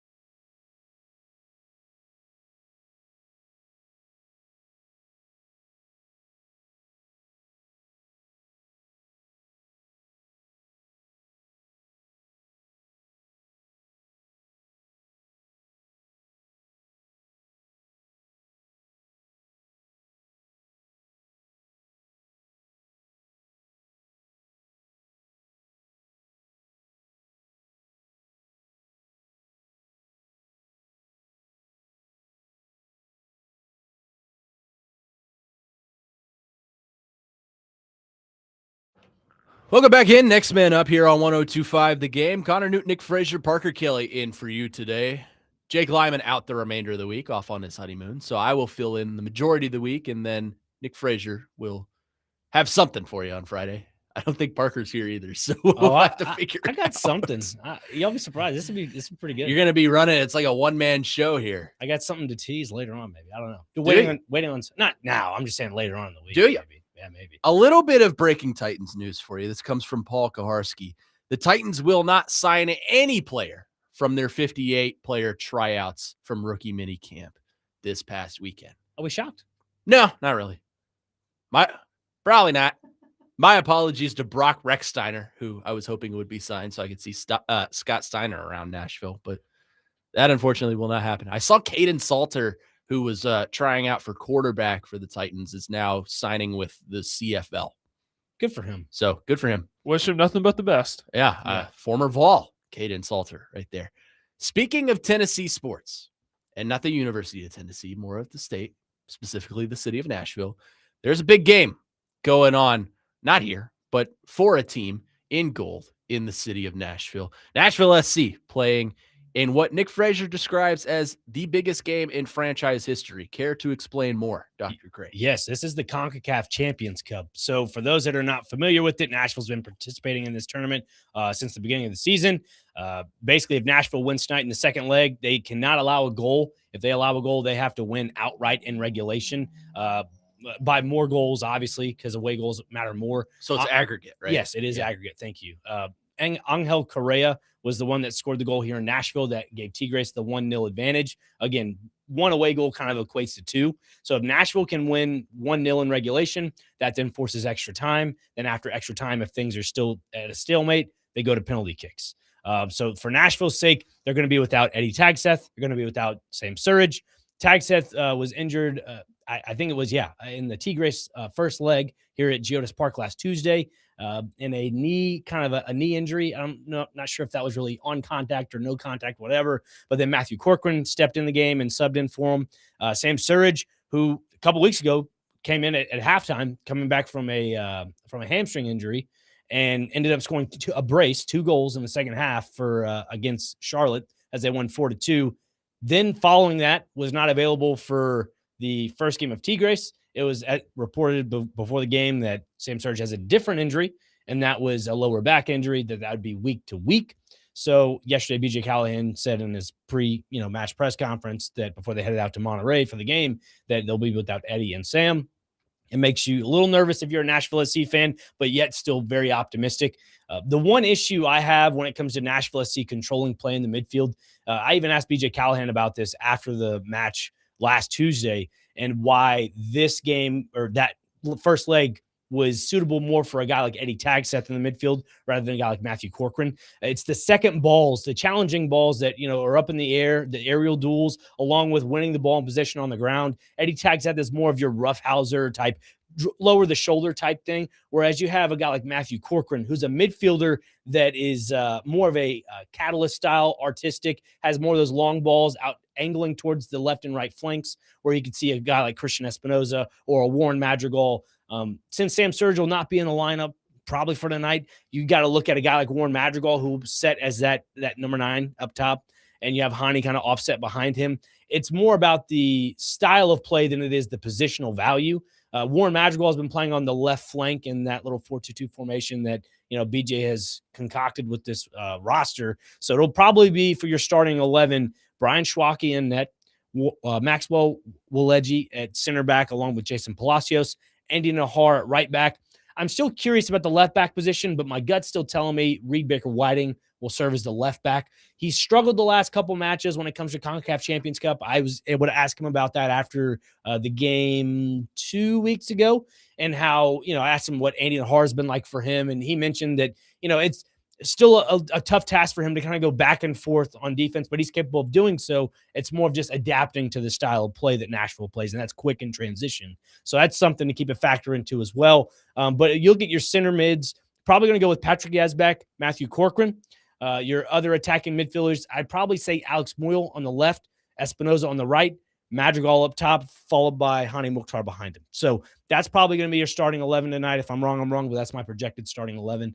As for Tigres, this is a, interesting game for them because they already have the lead. All they have to do is not really park the bus per se, but just play. Take the knee. Yeah, basically take the knee, play quality defense. So let's see. Chase from White Bluff. Going to need Madrigal or someone to step up and score.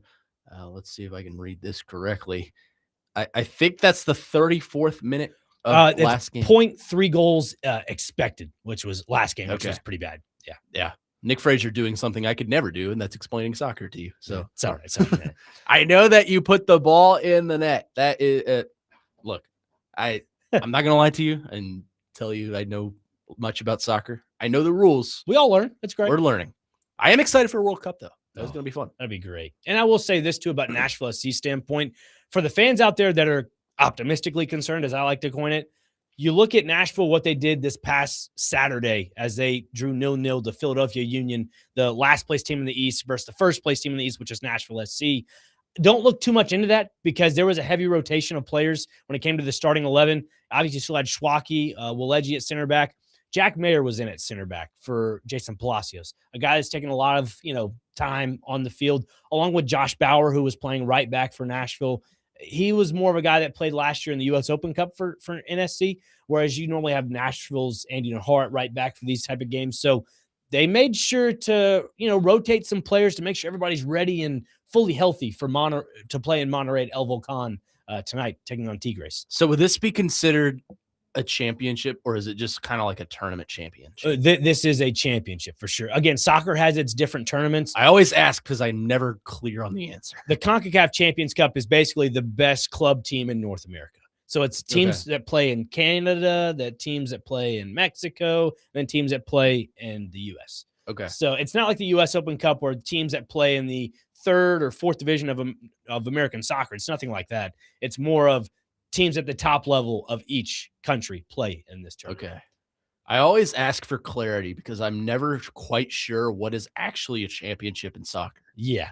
So basically with soccer, you have your different tournaments, and your tournaments result to championships, obviously, because that's the name of the game. Yeah. But when it comes to CONCACAF Champions Cup, if you win this said, tournament, I believe the purse, the winnings is $5 million, and you get an automatic bid into the 2029 FIFA Club World Cup, which is huge because if you catch on to certain things that Nashville SC has done, they've done some collaboration posts online with their Instagram and Twitter and stuff. They're trying to get their name and brand exposure out there at a world stage, and I think they've done a really good job at that. So looking at it from that perspective, this team wants to have more brand exposure. This team wants to be known as one of the best clubs in the entire world. So the fact that you have guys like Hani Mukhtar, Christian Espinoza leading the front of all that, and having a guy like Brian Schwacke, who last season was the backup, has evolved into being a true perennial goal-stopping goalkeeper in this case. They have the young core pillars to really do something special. But again, they're coming back from a 1-0 deficit. So from a score perspective, what do they need to do tonight to advance? They cannot allow a goal in regulation. So if Nashville wins 1-0, this thing goes to extra time. If they win 2-0 in regulation, they advance. Again, they're the away team in this situation. Tigres had the away goal in Nashville, so that's 1-0 to Tigres, which equates to basically 2 goals. So if Nashville scores a goal tonight, both teams would have one away goal. If Nashville were to allow a goal, then Nashville would have to win outright 2-1 or 3-1 in that case. Let's see. Kevin in Florida. I became a soccer fan this past Saturday after watching Orlando come back and beat Inter Miami 4-3 after being down 0-3 against Messi. Yes. Why does Messi get so much hate? Well, I mean, it's tough because every coach that's been in Inter Miami right now, like you look at Tata Martino, you look at Javier Mascherano, these are former coaches that have been with him in the past, have now coached with him in Inter Miami. They're now gone. And even Javier Mascherano said, I'm going to leave, coaching Inter Miami because it's just under my own power, which I still have a hard time to believe. It is a tough task to coach a guy like Lionel Messi because he is kind of the guy running the show. He's the guy bringing in the players. Before. It's a very interesting dynamic. To the other texter on the text line, Glennon Greenbrier, if NSC wins 2-0, they advance. That is correct. If they win anything to 0, not 1-0, 1-0 that takes them to extra time, but if they win 2-0, yes, they advance. I hope they win 8-0. That'd be great. That'd be beautiful. Because, again, they can't host the final at this point, I don't think. That puts them out of contention because they lost the first leg of this semifinal. Yeah. But if they win, they would either take on LAFC or Toluca, which is also another Liga MX team. Interesting. Nick Frazier, once again, doing something I can't explain, and that's soccer. Also, too, remember the Leagues Cup, even though the World Cup is going on during the summer, the Leagues Cup is another North American tournament format that will take place, I believe, August the 6th. So we're about 91 days away from that. Okay. So just be prepared. 2.5 months. Yeah. So lots of soccer coming at you this summer. I have a feeling once football goes radio silent for a little while, dormant, it's going to be Mount Rushmore season and soccer with Nick Frazier, two of our favorite things. 615-737-1025 is the phone number. We'll wrap things up, get to some of your final thoughts coming up next, right here on Next Man Up. Connor Nute, Nick Frazier, Parker Kelly here with you on 1025 The Game.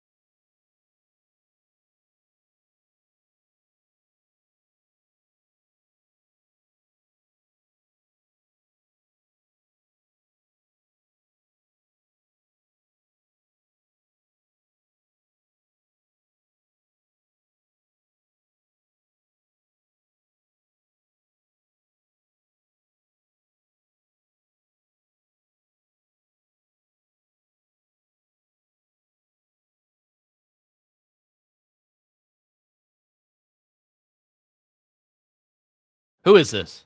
Phil Collins. Oh, of course. Yes, sir. How did I not know this? I feel like a dum-dum. Take us home, Connor Nute. Anyways, let's take it home, folks. Welcome back in. Next man up here on 102.5 The Game. Final segment of the day. Chasing Big Joe coming up next here at about 14 minutes or so.